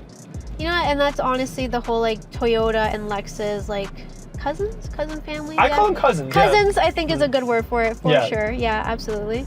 Now, I will say, like, especially with myself, and I do love my sportier cars, of course. Yes. But you know what? The technology, even though your first time, yes, I will say first time, it is a lot to take in. But I feel like the moment that you got used to, like me already, just a few minutes of doing this, already starting to get used to how it is and how it performs, automatically you'll probably be very, like, totally fine. Want to know something cool that you're not going to see? The auto high beams are intelligent. So instead of just having the high beams on and then off when a car comes, it'll just shut off the headlights that are touching that person. Oh, okay. So it's kind of like it'll leave on the right side and show it to the right when someone's coming to the left, which is really cool. Perfect. And I'm just dirtying up your Lexus. I know, but that's okay. The blue's easy to clean. Yeah. Just kind of going, you know what, even getting on this like rocky like road over here. It's tight, right? She's, you know what, she's stable, she's solid. She's not like moving around so much, which is nice. Because there are some vehicles where you feel the wiggle, right? And I think that's part of the adaptive suspension. Yeah. Yeah, even that's nice and smooth for sure. I do feel, going from the RAV4 into the NX, it definitely feels smaller in here, now that I think about it, but it's like, not in a bad way. It's kind of like sportier, right? Like the interior feels sporty. The bolsters on the seats are a little bigger because they're. I would say I do like the fact that I'm hugged in here, even though. Yeah, you're not like we're bouncing around right now. You're not moving at all. Like, no, absolutely not. So no, cool. which is very nice because then I'm not like going all over the place. You actually fit this car very well, I think. Yeah. Especially with a leather jacket. Sporty of course, car. Right? Okay, so what was your favorite thing about the NX? Honestly, just because it is me, the sport mode for sure felt really nice because it was like instant response. And you know what? That head-up display is something I'm not used to. You know what? Pretty good. Good job, Lexus. I will tell you, you do definitely live up to your name. You know what, Dustin? Okay, I will give you one for sure. And you haven't even tried the door handle getting out yet. Yes, you were mentioning that before. Look at how satisfying this is. Ready? Okay. You're just gonna... Oh. That's good. Okay. Right? It's you know good. what? First time again doing that. Yeah, I kind of like that. All right. You know what? Good job. Amazing. Cool. Good job. Good job. Good job. You left me hanging. All right. Okay, so there you have it, an in-depth comparison from the NX350 to the Toyota RAV4 with Hillary. Let me know in the comments below which car you would choose. And don't forget to pop over to Performance Toyota's channel to see more of Hillary and her videos. We're gonna take a look at the Lexus GX460 and compare it to the Toyota 4Runner. I know it's a little bit controversial of a video, but I wanted to show a little bit of the similarities and differences and how, in the used market right now, you're probably gonna cross-shop these a little bit.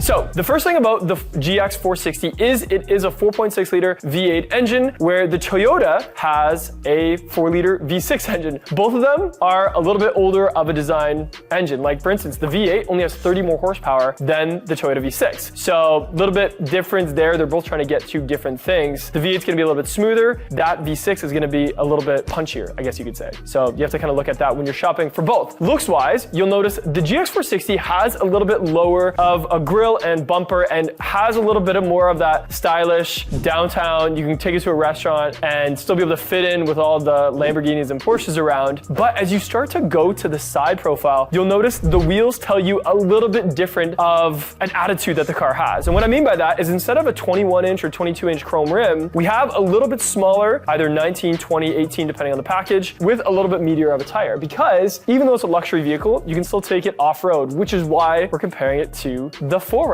over to my left. The 4Runner, right away when you look at that front end, you can tell that just the entry height alone tells you that it's ready to climb up a rock wall or a mud wall or whatever you're gonna do with your Toyota 4Runner because it can pretty much do all of those things. This one being the SR5, it is sort of like their base model. We still have some fog lights and a little bit of a grille that starts more midway. However, if you've seen different looking 4Runners on the road, it's because there's really two big paths you can take with it. You can go the off-road or base model route, which has this grille, or you could go the limited, more luxurious look where that front end kind of comes a little bit more down, it has a little bit more of the GX vibe to it. So looking at the rest of the side profile of the GX, you can almost see a little bit of an identity crisis going on here. What I mean is you have those off-road tires in the front, but as you look at the side silhouette, we have little bits of chrome trims here along the handle, around the door frames, and this little very luxurious step bar that lights up at nighttime. And again, that's sort of that little cross between, is it a luxury vehicle or an off-road? It has a great height in terms of getting in and out of it. In fact, the back seats and the doors for the back seats are super solid. They sound great. If you didn't hear that, I'm gonna do it again. They sound great to get in and out. It's very easy. I'm 6'1", and the front seat and the back seat of the GX have lots of space for me. As well, that gives you a little bit of an idea of how tall that roofline is. Now over to the side profile of the 4Runner, there is no identity crisis happening here at all. You can tell it's pretty much as raw and rugged as you could imagine it to be, starting with even these fender flares. So we have a meaty tire here with a smaller rim and a fender flare on top that's painted, so it gives you a little bit of that protection from when you're probably shooting mud up the side of your vehicle. Not really any chrome, no step bars, which let me know what you think in the comments below. Do you like the step bar? Do you not like the step bar?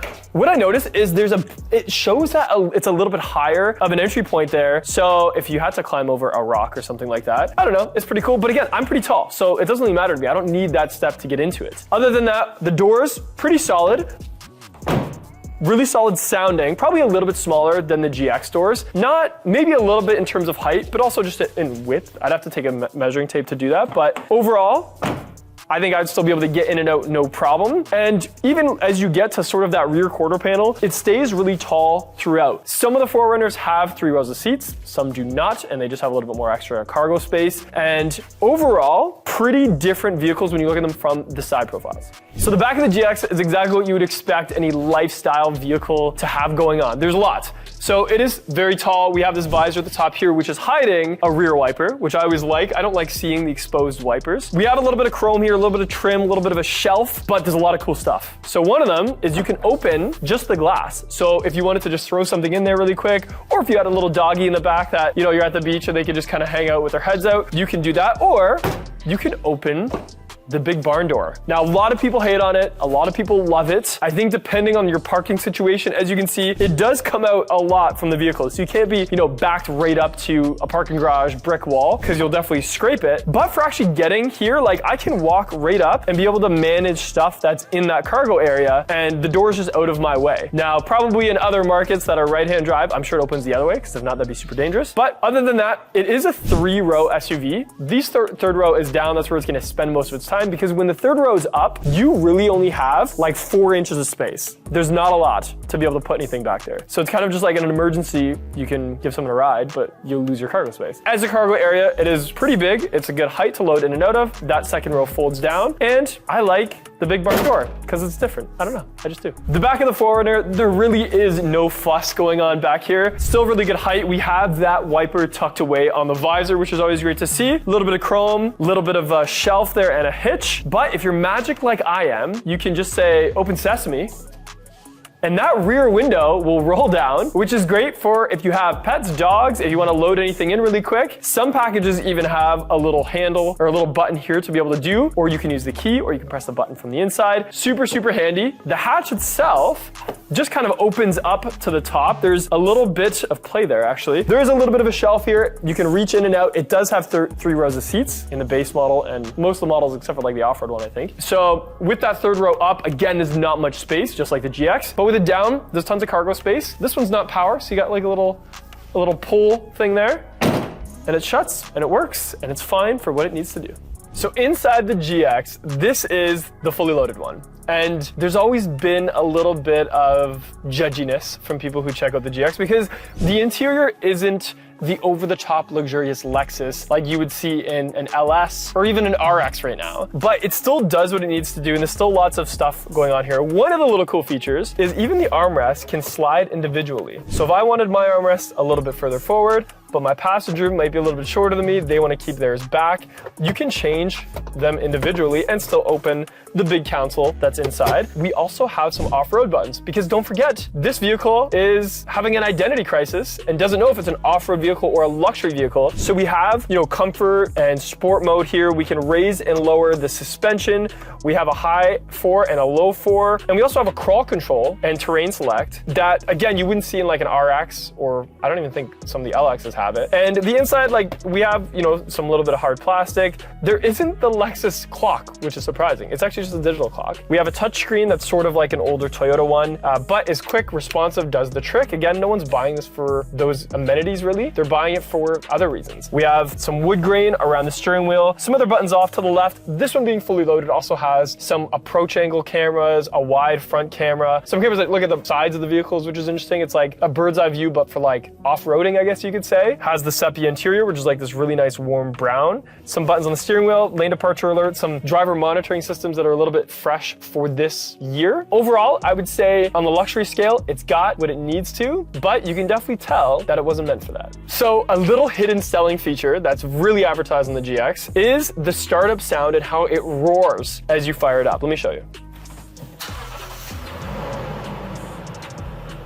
So in the backseat of the GX, it's a very upright posture, but since the car is so tall, I'm still pretty comfortable. This seat is pretty much all the way back right now. My knees are pretty close, but really no one's gonna drive with it as far back as I have it. We have some amenities, heated seats, a little bit of climate control back here, a little bit of wood grain, but nothing too crazy. It's mainly just to get people where they need to go and not feel claustrophobic, which is nice. So sitting inside the 4Runner, the first thing I noticed is the floor seems very high, which I guess I noticed outside the vehicle, but sitting in it, my knees are a little bit more bent. Again, this is probably for that ground clearance, but for a long ride, I probably would notice it. Other than that, it's pretty much everything you need. Everything is just kind of like a matte plastic. There is that button to move the rear window here, some heated seats, a really nice actual manual switch from high to low 4, high 4, 2-wheel drive. On the off-road ones, it's an actual lever that you can like slam into gear, and then on the more luxurious ones, it's like buttons and switches and stuff like that. I did notice the window switches are a little bit high, which I kind of like. I don't know why, but I like that. And even how to open and close the sunroof, the switch is very solid. It's like a instead of, just like floppy, weak plastic, it actually feels like there's some substance there. Pretty basic screen, but does the job. It's quick. It has your backup camera, everything like that. Driving position seems pretty, I wouldn't say it's a super relaxed driving position. I think it's a pretty upright driving position, which is totally fine. And that's pretty much all to comment on here. This one being the base model, it's not all the buttons. I know some of the higher end ones do have it. And it's amazing. They haven't changed much in this car, and that's why they're still selling so high in the marketplace, for sure, definitely. And just like the Lexus, the startup roar is another selling feature of this, especially with the bigger pistons because of it's a V6 and it's still a 4-liter. So let me start it up for you. The backseat of the 4Runner actually pleasantly surprised. I thought because the doors were a little bit smaller that it would feel smaller back here, but the position is right. There's decent height above me. Again, the legs, the floor seems a little high, but that's okay. Back here, for some reason, it doesn't seem like a big deal. You put the center armrest down, it's pretty comfortable for 2 people at least. There's not really any amenities. I mean, you can plug in your phone. There's like a cigarette lighter style port. Again, the switch is a little bit high, but back here, it's totally fine for what it is. I don't think the 3rd row is gonna be very practical. I'm not even gonna try it, but the 2nd row works for what it would need to do. And there's still like leather trim and stuff, so it doesn't feel super basic, which is nice. So there you have it, a comparison of a Lexus GX460 and a Toyota 4Runner. I know it sounds silly, but let me tell you this. Right now in the used market, this executive 2018 GX460 is selling for like high 40s, maybe just cresting into the $50,000 mark at the time of recording. The 4Runner is a 2019, so 1 year newer, base model, and is still selling for in the low 40s. So there really is a little bit of that cross shop if you can find a GX, because they're pretty rare, and actually the 4Runner is getting pretty rare as well. And in my opinion, the fact that these 2 cars haven't really changed a lot in 10 years has really maintained that used car resale value, because you can't really tell the difference between 1 year to the next most of the time. They're both Toyota products, they're both built super well, low maintenance, can last for a lot of kilometers, and you could take them off-road or to the restaurant downtown and still blend in and be versatile for both of them. So let me know what you guys think in the comments below of the GX and the 4Runner and which one you would pick, even if they're the same price. And let me know if there's any other comparison videos you want me to do in the future. I have been reading your comments, and I do have a list of a lot of them that I'm gonna get to. And please like and subscribe if you like this stuff, and I'll see you in the next video. Thanks for watching. We're gonna answer the question, which hybrid is right for you? the 2023 UX Hybrid or the all-new 2023 Toyota Prius?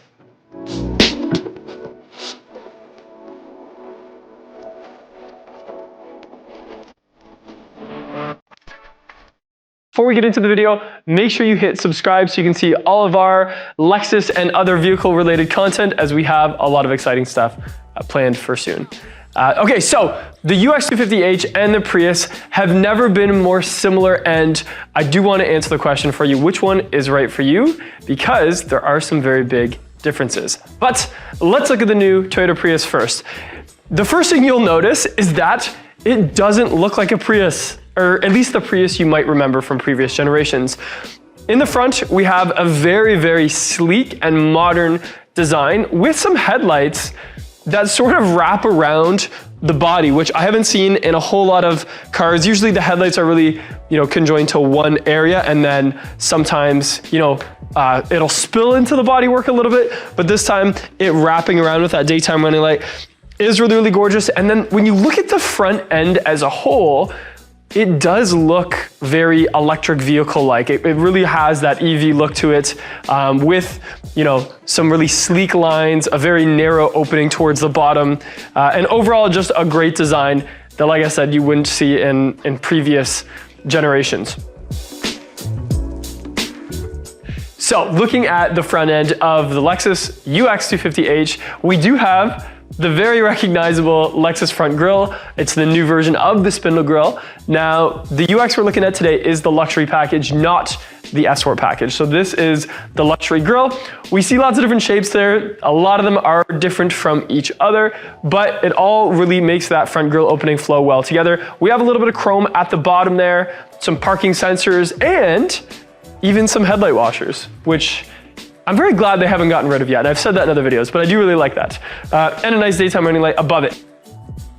An interesting thing about the UX that I didn't personally know until I saw a YouTube video by a gentleman, I think his page is called Automotive Press or something like that, but he went over the UX with a fine-tooth comb, and the UX is the entry-level price points to the Lexus lineup. And he went over it with a fine-tooth comb and really showed me that the build quality of this vehicle surpasses many other vehicles, not only in the Lexus lineup, but in the luxury market as a whole, which gave me a new appreciation for the UX, the variances between body panels, the quality of the paint, and also the build quality of the interior really does, abode like a higher price vehicle. So that's something I always think about when I'm looking at, the UX. Now, a comparison of the front ends of these two cars, the Lexus, in my opinion, a little bit classier, but the front end of that Prius is super modern, super sleek, super stylish.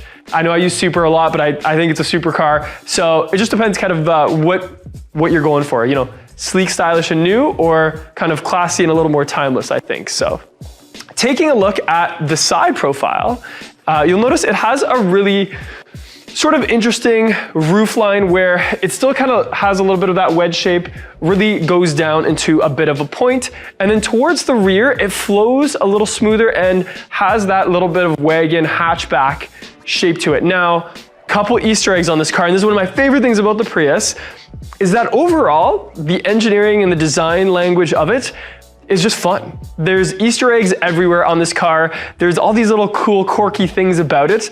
And I think the Prius buyer has always really appreciated those. The first one to notice is right here on this A-pillar. There's a hidden word and it says Prius there. Again, the best thing about the car industry is, brands can do things that don't serve a purpose other than just being like funny or cool. And I love that. And I love that brands like Toyota are starting to really lean into that. So it does say Prius right here on the A-pillar for no reason other than it being cool. So another thing is when we go to the back door, we'll notice the handle is redesigned now and is up kind of in that other pillar, as we can see, and it is an electronic hatch. So all you do is you just squeeze it and it opens up the latch. There is a manual override, of course, and that is just this little space right here. You could jam your finger in there and open it in the event of having a dead battery or something like that. But overall, the styling has improved a great deal, and we even have these piano black finished fender flares, which just kind of dress it up a little bit. The side profile of the UX is very different from the Prius. What you'll notice is it definitely is a taller vehicle. So we have that side profile kind of stretch out, get a little bit taller, and then instead of sleeking down in, that very elongated hatchback design, it more squares off like a hatchback. So, I guess the best way to describe it is, a little bit more SUV and a little bit less wagon.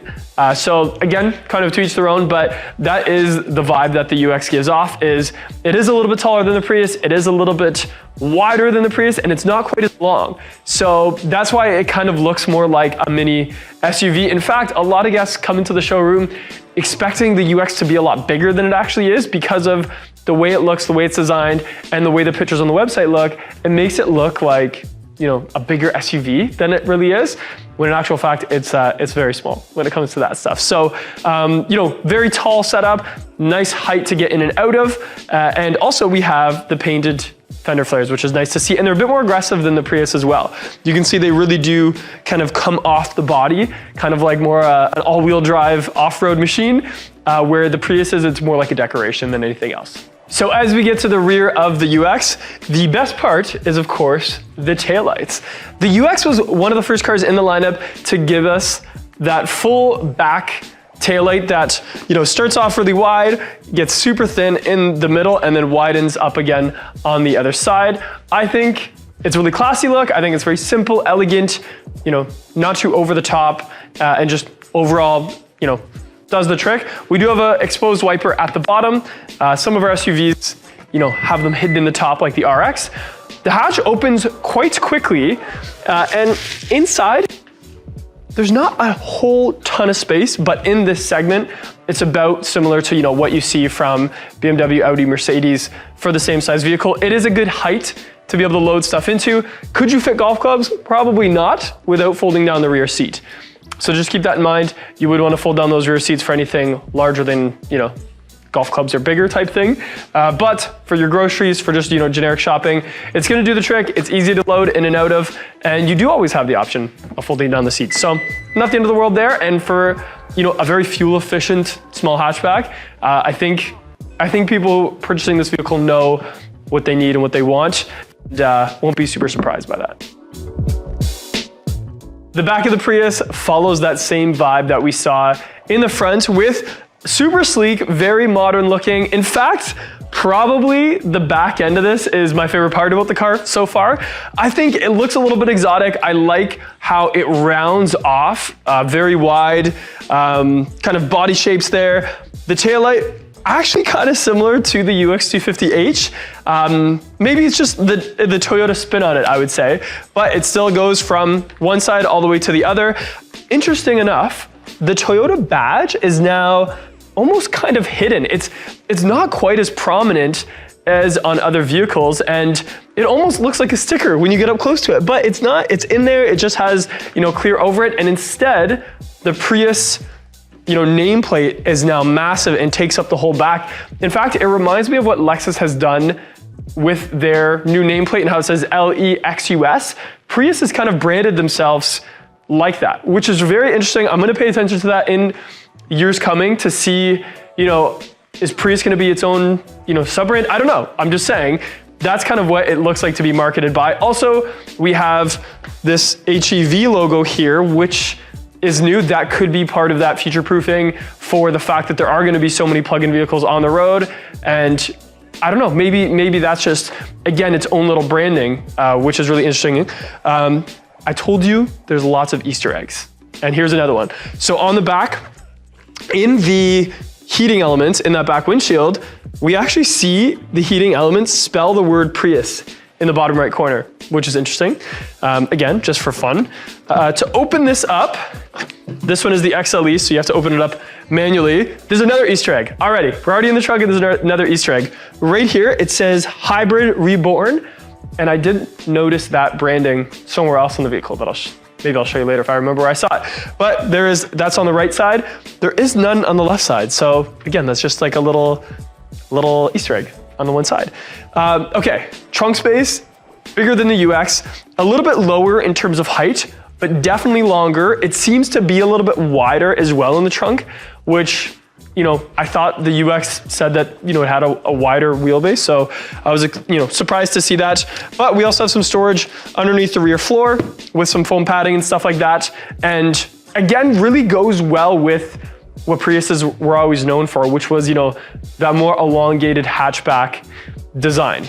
So overall, lots of space, really good styling, massive rear window, and overall just a great looking car from the back.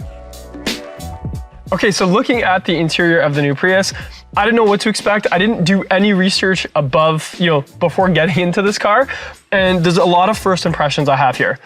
Overall, the first thing that I noticed is it seems very clean and kind of gives me like a smart vibe, if that makes any sense. It's like a business smart outfit. It's, you know, not over the top. It seems to be well organized and laid out. And you know, once you start to pay attention to some details, there are some cool details in here. One of them is it has a Lexus shifter, which is right out of, you know, what we saw with the LC, the UX, the RX, the NX, all of the new lineup, all the hybrids have this new shifter, and it seems to be right out of the Lexus, which is nice to see. Also, when I got into the car, I noticed the door chime is different now. I know that's a little detail, but it doesn't sound like the normal Toyota Bing. It's a little more calming, I guess you could say. So yeah, that's an interesting detail. The steering wheel itself looks different. So it seems a bit smaller than I was expecting. And also the layout of the controls on it are almost like these little panels to the left and right of it. It's different than any other Toyota or Lexus I've gotten into. So, you know, I recognize all the same logos, they're just in different spots. They're laid out quite nicely. It must be a way to eliminate having to touch anything anywhere else, which is kind of nice. And the volume has kind of like a switch instead of the buttons, which is nice. Also, the cluster is now a screen kind of up and above the steering wheel. So instead of looking through the steering wheel gap like we all do in a normal car to check our speeds and stuff like that, it's actually above the steering wheel. So when you look at it, your eyes are only varying from the road a very small amount, which is really smart. I think that's something cars probably should have done years ago because of, you know, it just seems to make more sense to have it. It's almost like its own heads-up display instead of being like in the cavity of a dash. Now, I will say, I think some car companies in the past had problems with reflections from sunlight on bright days, stuff like that. I don't know how this would do. I haven't driven it in the sun, but you know, I'm sure they thought of that. If not, just get the windows tinted. Because of that, we have some interesting angles here on the steering wheel. For instance, the steering wheel seems to kind of angle upwards on this center, and it actually gives it a little bit different shape when you steer, I noticed. And that's because you don't have to look through this gap anymore. You're looking over the steering wheel, which is something. We also have a little ambient lighting here. We got this little light strip from left to right and continues on the left of the steering wheel here. It's cute. It's something. I don't think it's gonna like show you, you know, the inside of the cabin by any means, but it does, you know, give you some contours and that sort of thing. We have switches for climate controls and heated seats all right here. And I noticed even the dome light's a little bit different. So the dome light is kind of artsy. Instead of shining light down or at you, it's kind of dissipating the light with some shapes, kind of gives you like a Swarovski like crystal vibe. And that is controlled by, you know, some buttons here that you just kind of touch almost like a textured plastic. And speaking of textured plastic, there's a lot of it here. It is injection molding, so a lot of stuff is, you know, soft to touch, but that part reminds me of previous Priuses. The fact of the materials of the inside are still that plasticky because of, if you remember from, you know, when hybrids first came out, they're all meant for the best fuel economy, and that means lighter materials so that you can have a lighter vehicle so that you can have better fuel economy. So that is one thing that I did notice. And it even smelt like previous generation Priuses, which is funny because I get in and out of new cars every day for my job. And when I got in this, I said to the gentleman standing beside me, it smells like a Prius. And I think that's exactly right. And that's probably the materials that they use for it. Now, it's time for the next Easter egg. In the center here, we have two cup holders, and past the cup holders, we have this little shelf. And in this little shelf, there's this little switch that has an arrow. And if you click that, it actually removes out And inside, there is a hidden compartment. And in that hidden compartment, there is some writing on the plastic, and it says #hidden compartment. And I find that so hilarious, and I think it goes well with the demographic of the people buying these cars. Fun, you know, just a fun thing. I like it. I think it's cool. So that's that. In the higher models, I think the wireless charging is right here. And I remember seeing online that instead of a flat pad for your phone, you put your phone in sideways, which is kind of cool. We also have some drive mode switches here. Up, down gives you cycles through Eco Sport. And then we have the EV mode to make it, you know, you're not gonna drive high speeds on EV mode, but pulling it in and out of your garage, slow speeds, stuff like that, you can override it and try to favor the EV mode while you can. If you have the AC cranked and stuff like that, in my experience, it'll kick it off, but it is there. We have a very small glove box in the center, or center console box, with 2 USB-C, probably quick chargers in there, which is nice. You can just plug your phone in there. And we also have a couple USBs at the front as well. Other than that, you know, the only other thing to point out is we have the word Prius here underneath the screen, which the screen is just the same as any of the others in the Toyota and Lexus lineup.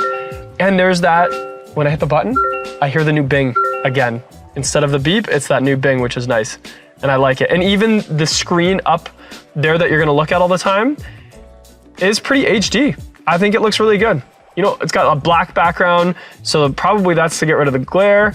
And overall, it looks really decent quality. So I am happy with that. To the left of the steering wheel, all that's really over there is heated steering wheel, the heated windshield wiper area to de-ice them, and the auto high beams.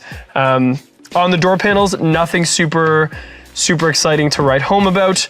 Again, just that really light plastic, normal door handle like you've seen in other stuff. And same with even the switches for the power is just kind of what you expect from an economy car that is supposed to be just really good on gas. Okay, so in the backseat of the new Prius, I was expecting it to be quite spacious, and for the most part it is. I have good legroom. I am about 6'1", don't forget.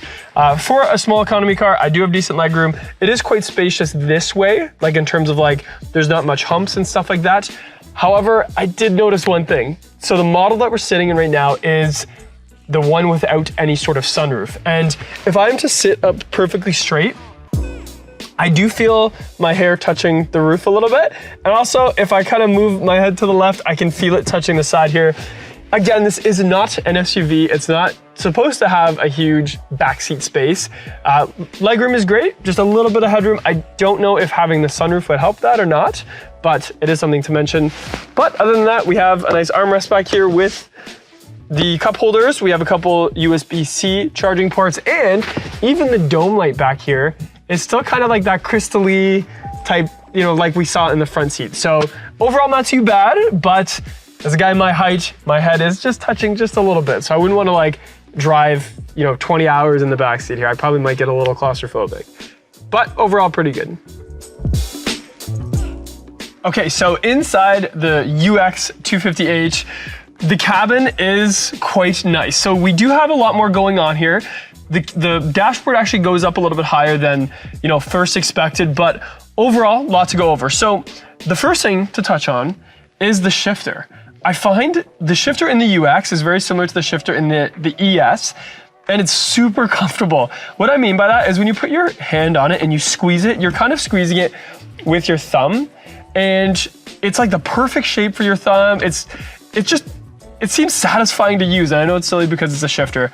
I remember reading years ago that Lexus and Toyota both think of even people with conditions like carpal tunnel when designing shift knobs.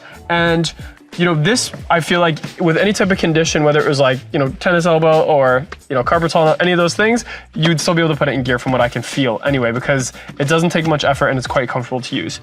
We did see some changes here. So in the 2023, we don't have the control panel like we used to have on the other UXs in previous years. Instead, where that was, we have the heated and cooled seats with the heated steering wheel and some really nice just paneling. I can't really tell the material. It's just like a hard plastic with a little bit of matte finish to it because now everything else is controlled on the screen by touch.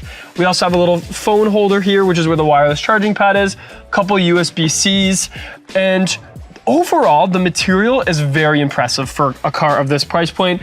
Everything's, you know, soft touch. Even the dashboard has a little Easter egg to it in the UX, and that is, it's made out of material similar to, it's supposed to replicate kind of the origami paper. And the reason that's important is Lexus has this, you know, homage of origami. And what it is it takes a Takumi, which is a master craftsman in the Lexus factory, in the Lexus manufacturing world, to pass a test regarding origami, to be able to be that position of, and that honor of a job that it is. And that is to make an origami cat with your less dominant hand in less than 3 seconds or 10 seconds, something like that. So the paper on the dashboard in the luxury package UX is to pay homage to that. And it looks cool. It just looks cool. There's a lot of depth to it. It's not just like a boring, you know, dashboard, which is really cool. Okay, the rest of the interior, again, we have some nice high-end materials, aluminums, some matte black finishes. Even it's almost like on the switch panel here, it's like a brushed aluminum, but black is what it looks like to me. So really nice. It captures the light quite well. Up here we have our drive control switches. So again, as you have 10 and 2, you can switch it to normal, eco, and sport without, you know, having to look away from the road, which is really important. Other than that, you know, similar steering wheel to other Lexuses. We also have, you know, a decent amount of buttons on there, pretty much the same buttons we saw on the Prius, but just in a different order. And again, switches that are similar to, you know, any other Lexus. So the climate control and things of that nature. We do have the center console that opens both ways. So doesn't matter if you're the passenger or the driver, you can open that from both sides. Decent amount of storage there. And overall, like I said, just good space, high-end materials in the inside of the UX, especially for a vehicle of this size. It feels bigger when you're the driver in terms of space, which is really nice. One more really cool thing that I haven't seen, not only in any other Lexus, but in any other car in general, is when you turn on the vehicle, depending on the package, you have like a little ambient lighting there on the actual switch. I guess you can call it like the dial here for the vents. That actually lights up on certain packages, which is really cool. We still have a volume knob up here by the radio. So yeah, overall, a little bit more luxurious, a little bit more classy interior, especially at this price point. Okay, so I'm sitting in the back of the UX250H, and it's pretty much the exact opposite of the Prius. What I mean by that is the seat is right up against my legs. And this is something that, you know, from looking at pictures online, it's hard to tell how small this back seat space is. I'm 6'1", it would be a little tight for me. Now, I set up this seat in front of me for being myself. So could I sit behind myself? Yes, especially if it's a short trip, no problem at all, but it's a little bit on the tighter side. However, the headroom is a lot better. So I have more headspace. I'm pretty comfortable head-wise, especially versus the Prius. I'm not touching, you know, in any way like that. It's just the seats, and actually you can even see the space between the seats. It's pretty obvious, okay? We do have some USB seats down here and some vents, which is nice for being such a small back seat. We still have some climate control coming our way. Everything else in the back seat kind of just goes in tone with the front. The door handles, the brushed aluminum style plates, and we still have, you know, just the armrest with a couple cup holders. Nothing too crazy back here. This is definitely designed to be a car that is mostly focused on the people in the front because it's like a commuter car, I guess you could say. So not necessarily designed to have a whole lot of stuff going on in the back seat. So overall, it is what it is, you know? So in summary, we have two vehicles that have some similarities, but some differences. The new Prius has around 196 horsepower with the UX cousin in the 180 range. Fuel economy wise, we have 6 liters per 100,000 kilometers on the UX combined, and an astonishing 4.8 on the Prius. So even though very similar powertrains, this one does have better fuel economy. And I'm sure a lot of that is the shape of the vehicle, the materials used inside, all of those things to just get better fuel economy, where the UX, a little bit taller, a little bit wider, sacrifice a little bit of that rear seat space, but you know, it still has some nicer materials, a little bit heavier door, stuff like that. In fact, one of my staff, who's been with Lexus for a long time, I'll never forget one of the first times he drove the UX, he called me from the car to say he wanted to buy one because he felt the ride was so smooth and quiet. And that's exactly what the UX is set out to do, where the Prius, on the other hand, was more about that fuel economy. So the question is, which one is right for you? Well, their price point wise isn't too big of a difference. We have the Prius starting around 40,000 in Canada, going up to 45 for the fully loaded, and the UX starting around 45 and going up to 50,000 for, you know, the more equipped fully loaded one. So which one is right for you? I would say if you favor, you know, the latest styling, something that looks really trendy and cool and quirky and has the best fuel economy and a little bit bigger rear seat space and trunk space, definitely the Prius is what's for you. And don't forget, in the late 90s, there was so many celebrities driving Prius. It was really cool. It was like the enviro-friendly car, and it was made famous that way. The UX, on the other hand, is gonna be a commuter car for someone that still wants a little bit of class, a little bit of elegance, and a little bit stronger and better, you know, ride quality and materials and stuff like that. So not that long ago, we did a video where I had a Toyota salesperson try to convince me that the RAV4 is better than the Lexus NX. And today we're gonna do that exact same thing with Hillary from Toyota, trying to compare the Grand Highlander versus the Lexus TX to see if the Lexus is worth the extra money. Let's see how this goes. No. Make sure you hop over to Performance Toyota's YouTube channel to see more of Hillary's Toyota videos.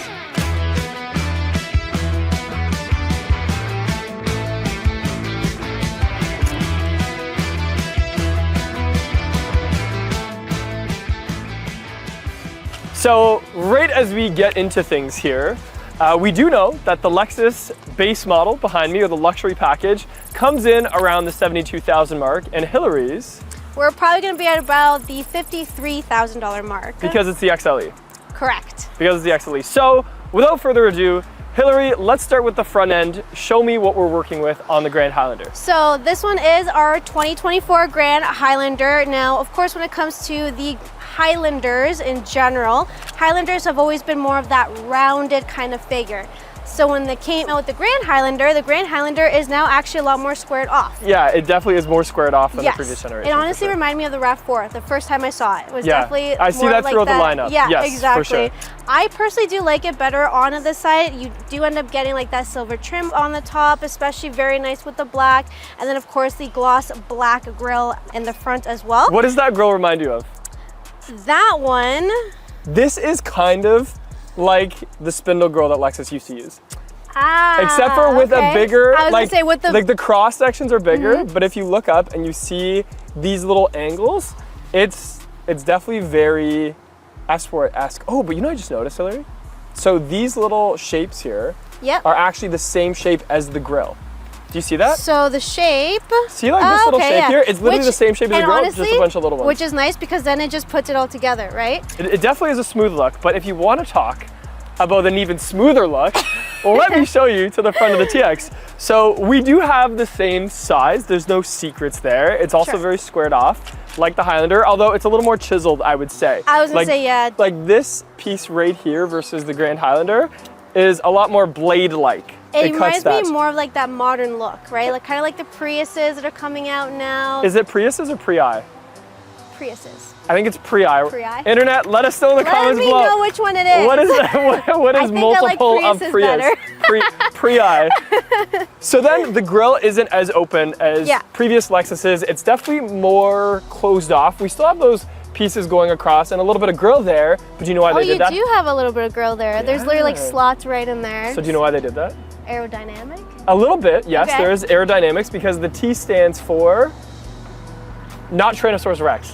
It stands for thoughtful, so everything on the TX is supposed to be thoughtful. Okay. And also what we're seeing, or what we started to see, was a lot of cars are EVs, are becoming more EVs. And EVs have a very specific front end because they don't need those cooling properties. And Lexus didn't want to look super outdated if that's the way that the industry goes. So this front end looks very similar to some of those first EVs, which I thought was interesting. We do have some fog lights on either side. And this is still on your base model, correct? This is on the base model. Okay. But do you notice anything different about the Lexus emblem, Hillary? It's a lot more out. It's actually smaller. So this is a very unique Lexus emblem to any of the other emblems that you see on Lexi. Okay. And that is, it's thinner and more aerodynamic because what they wanted to do was make sure they paid attention to every little detail, and that gives it a little bit more of a quiet ride when it comes to things like wind noise. Okay. So they actually even okay. thoughtful yeah. of the emblem itself.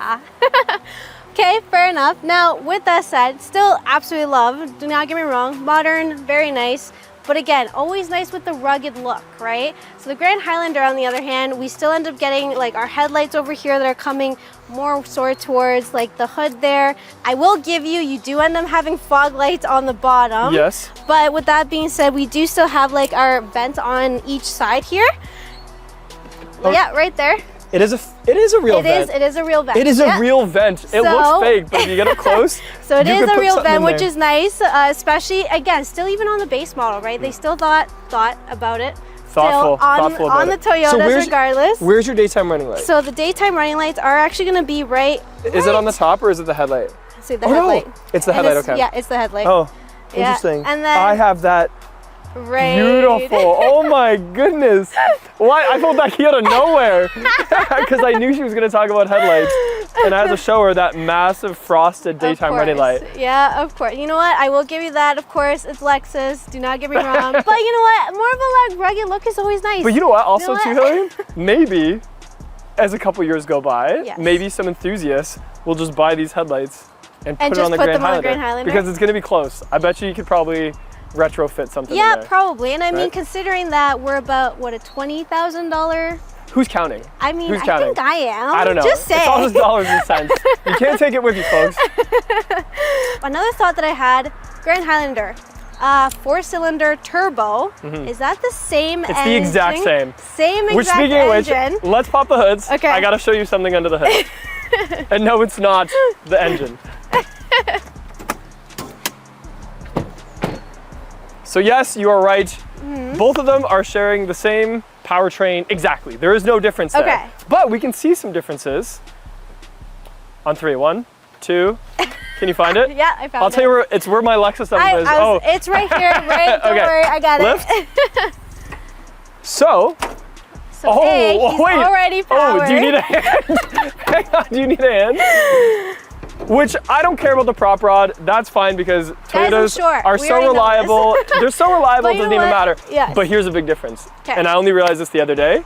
I have multiple hood latch points. You do. And you I only have one. Yes. And that was an interesting thing I just learned the Okay. other day. But otherwise, I see the same insulation. Yep, for sure. Pretty much. Say pretty similar. Pretty much the though. same. Mine's a lot more dirty though. This is our test drive car. This Yours is our test drive car too. Yo, just yours saying. is mint. I guess And we actually take care of the dirt and everything, make sure it's clean for you guys. Or mine's just been more driven. But other Wow. than that, it's the exact same. I was gonna say, it literally looks exactly the same. So I mean, just saying the whole dollars and cents thing, I'm just saying, like, it kind of helps. I mean, Same engine and everything. Now, if I'll you're give you gonna go this. more on the modern side, then yes. I will give you that, Hillary. Let's shut the hoods. Okay. Ready? Look how easy that Oh, was. thanks. We knew that going into it. Okay. I set you up. It's done. Let's check out the side and the inside. Okay, Hillary, so on the side profile, there's not a ton of differences, There's really not. but I'm still gonna show you anyway. So we have a 20-inch wheel setup here. Okay. Behind that, it's not a super big brake, but it's big enough. I think that's probably the same on yours. But you'll notice the fender flares as well as the side skirt are all painted. So this is not that textured material. It actually is painted to the body color, which in this particular car is pearl. Windshield pearl. It is a Toyota color. Thank you. It is exactly the windshield pearl. Yep. Okay.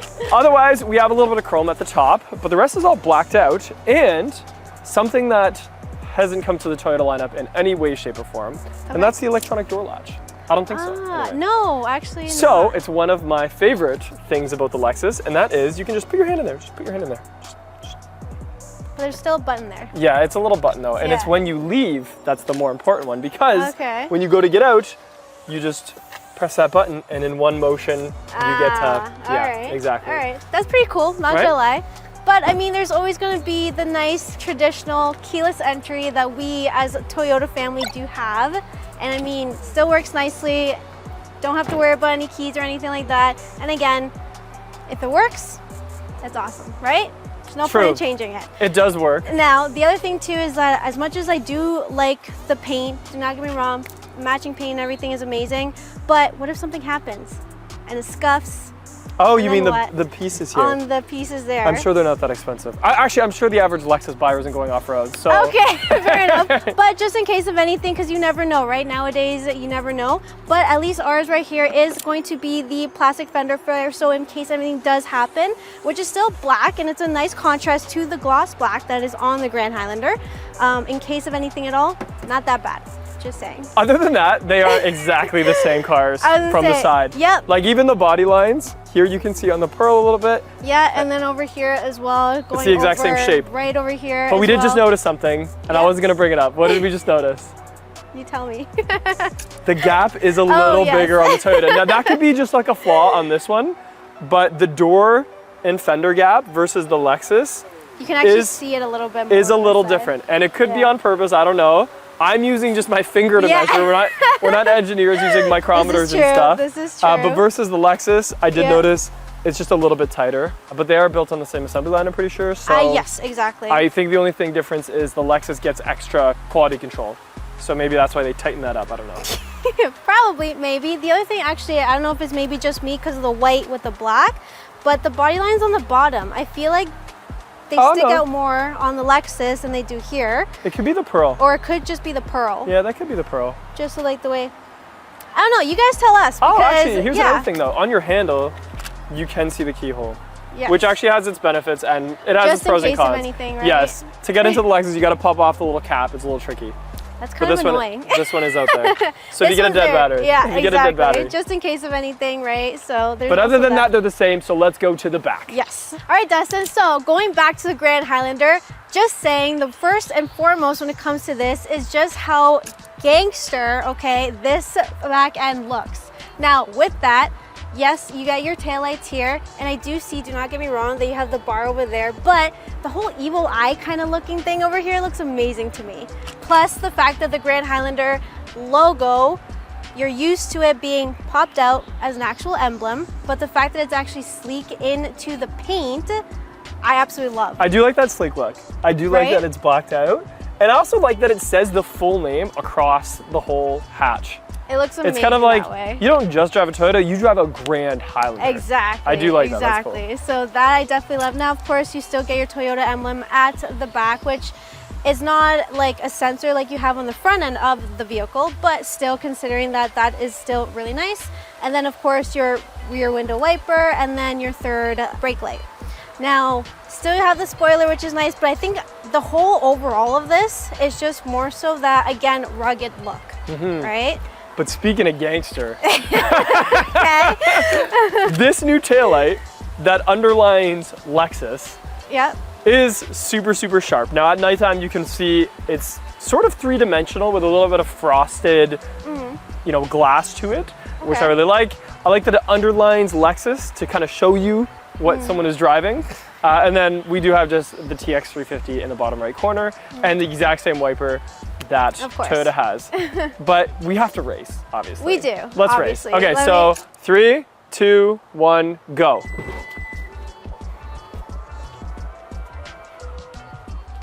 Okay. Oh, you actually won that. You actually won that. So again, Toyota, amazing. They're the exact same. That's the same part number on there. I do see you have an accessory in your trunk, so why not you start us off then? So first off, that what you 100% see is the cargo liner that you do end up coming with the vehicle. So it's not even an extra. It just comes with. Oh, hang on a second.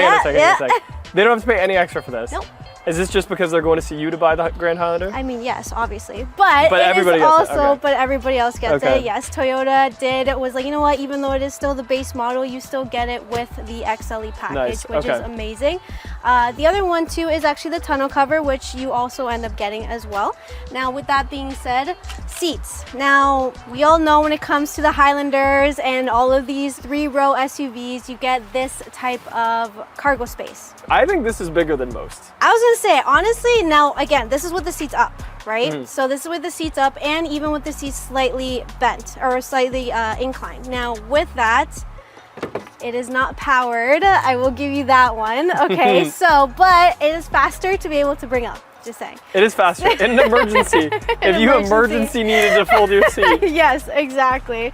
Now, of course, with that, you also do end up getting your tire patch kit underneath, which is always nice. And then of course the spare tire that goes right underneath that. So I know there are especially some of the hybrid models, you only get the patch kit. That's it.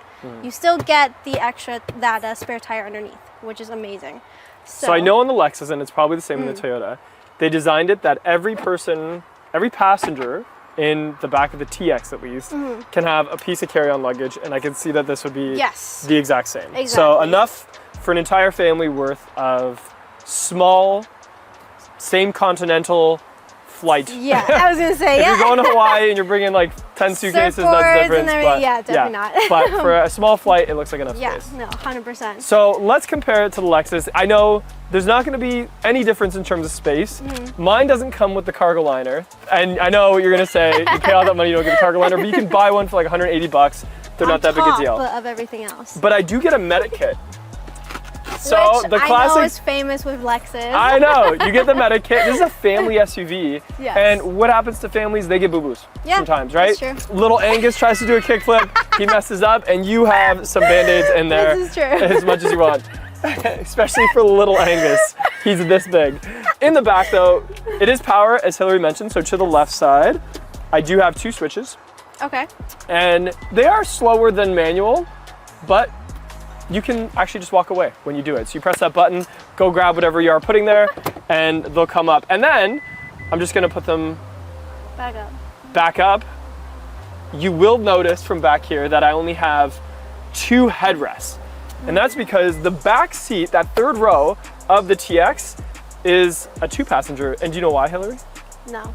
Because in first class, you don't have 3 seats. You have 2. So it is a lot more comfortable than squeezing 3 people back there. Other than that, we have the same lights. I saw lights up on the side of yours. The same kit. I think, do you have the 12 volt? Do you have the 12 volt outlet on yours? No. Really? You're like, huh, we can get that on Amazon, but. Nope, unfortunately, I was gonna say. But you have more space. I was gonna say, I have more space. You have more space on that side. When it comes to this, because it's actually it's deeper Do you know why? inside. Do you know why? No subwoofer. That's what the subwoofer is. That's what the subwoofer is. Yeah. So I got that bass, but you got that space. What? Oh my God. Wow. Okay. That's enough of the rear.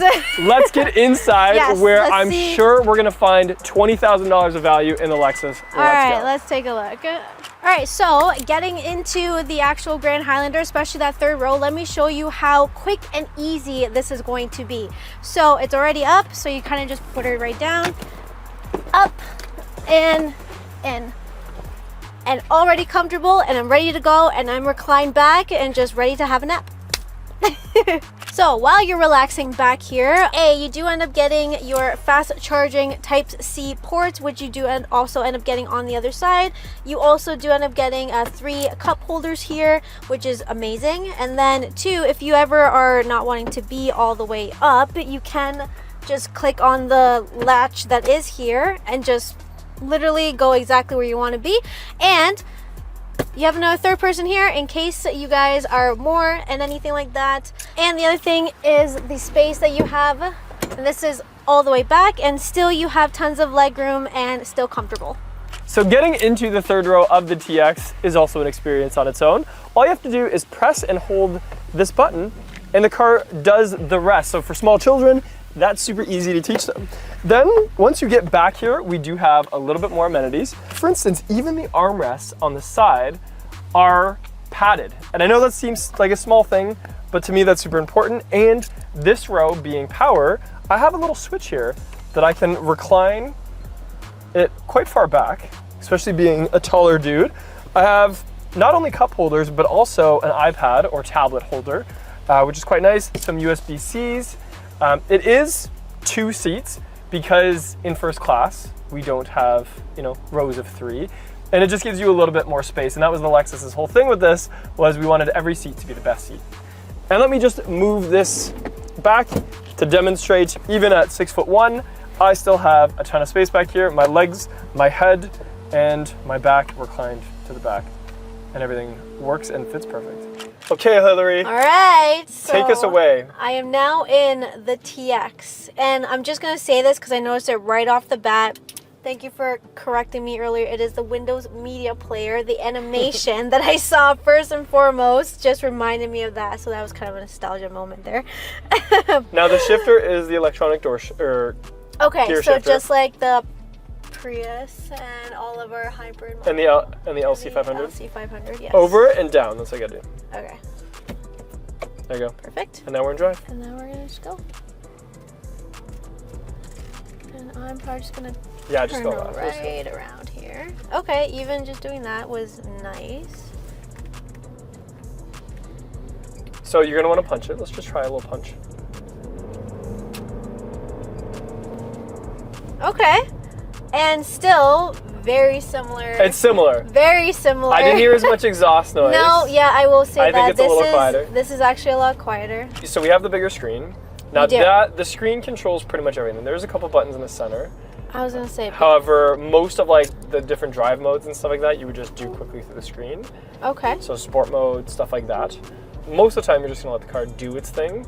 And same thing, it has the LSS Plus. So. And this has the drive assist on this one.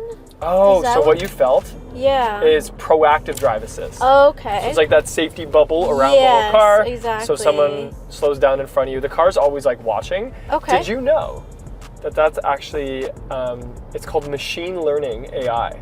So it's artificial intelligence that's learning how Canadians drive, Okay. and it's picking up on that stuff. And now I'm just coming up to that roundabout. You gotta whip it through here. And. Whew. All right. See? Okay. It's tight, right? It's tight. Yeah. Yeah, That. All right.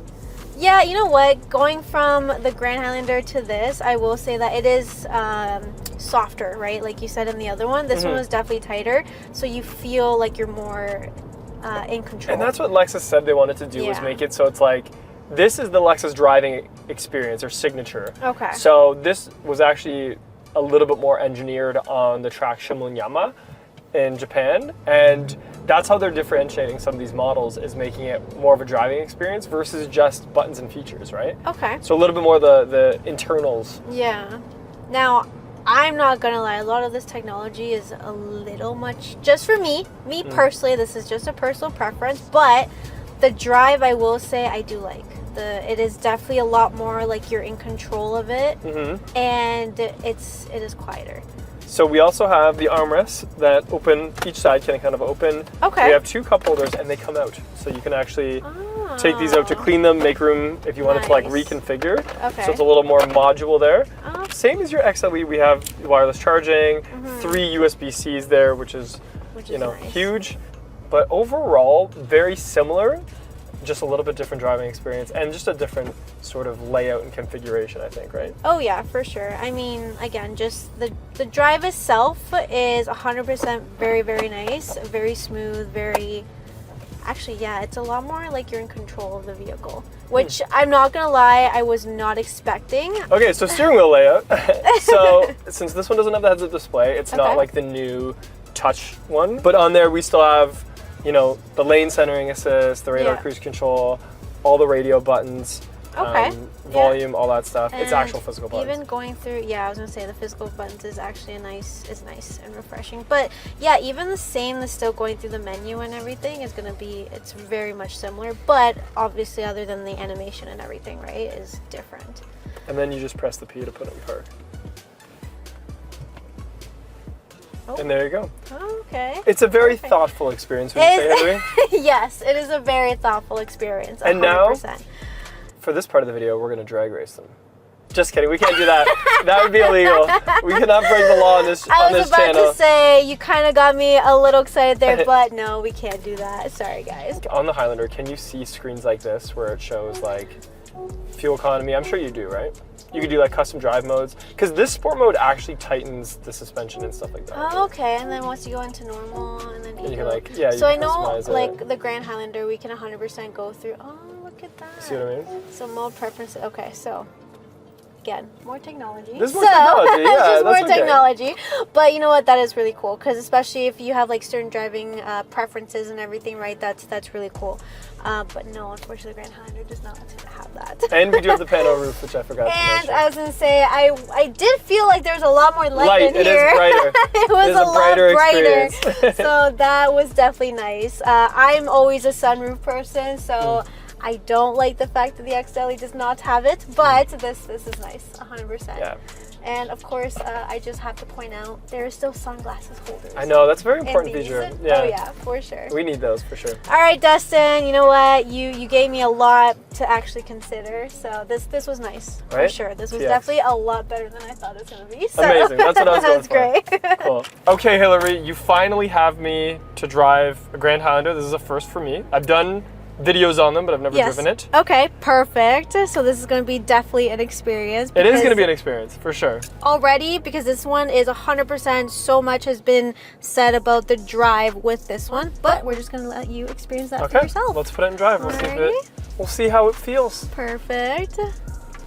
My expectations Let's go. are none. Let's see. Okay, so right away, Handling wise. handling wise is good. Okay, Hillary, I'm gonna punch it a little bit. So All let's right, just go right ahead. see.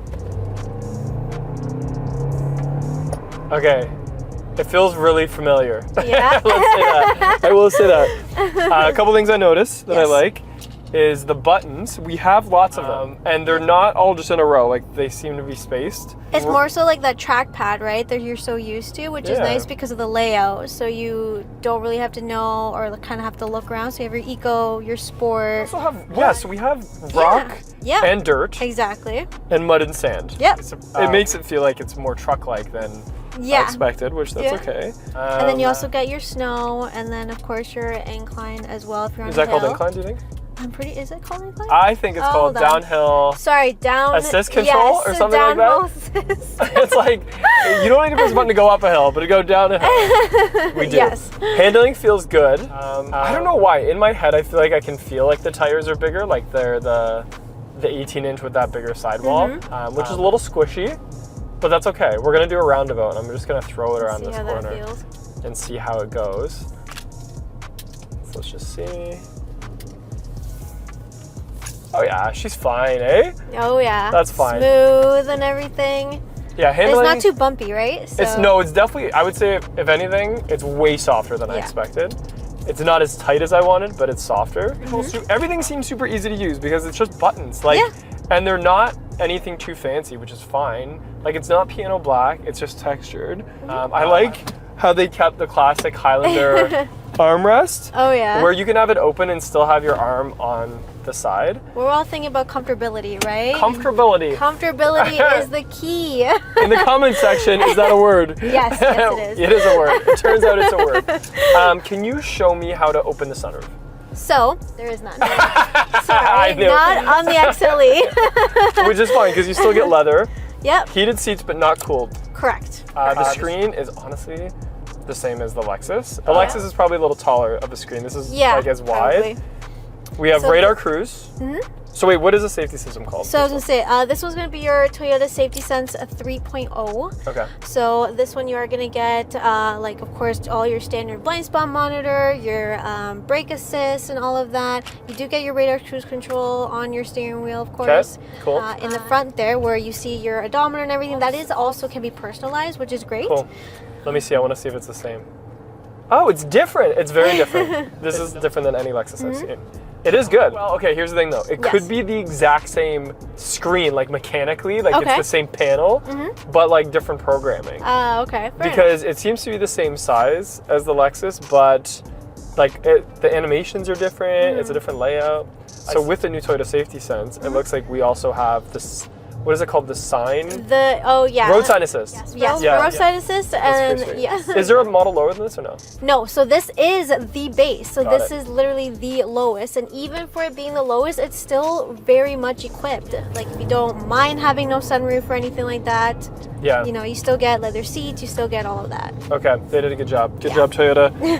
Everything does seem pretty solid. I mean, the little plastic bits, I felt like they did on purpose. Like, the higher packages probably don't have those, No. but that's okay because when you're getting something that's entry level, you almost want it to feel a little bit entry level so that it helps justify the price. So. Yes, exactly. And even then, again, still same as being entry level. The whole point is the experience of it, right? You want to be able to feel like you're driving a nice machine. Yes, I agree.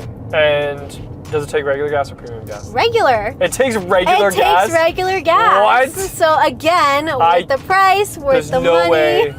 There's no way I can explain that, people. All I can say is the Lexus is a premium car. It takes premium gas. Yes. For premium people.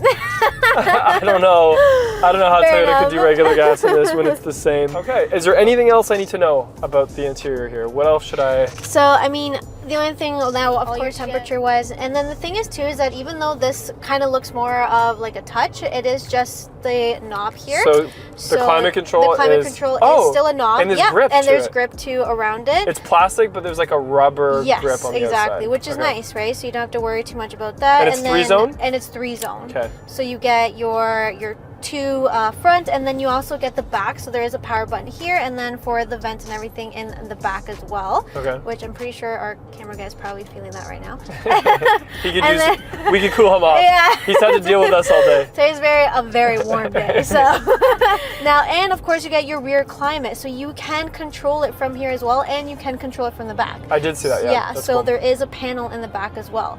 So there is that, and then of course your push button start is here. You do get a Type-C port and another port here, and there's tons of space. Yeah, you could put a lot of things now there. Right now my phone's just kind of inside one of the cup holders, but you do get 3. You get 3 in the front? Yeah, you get 3 here, and then of course in your doors as well. Those aren't for cups though, those are for like Stanleys.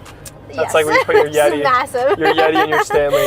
And then of course you do get more storage here in case of anything at all, and another Type-C port. So we have lane centering, we have radar cruise, we have blind spot, we have parking sensors, right? Yes. Okay.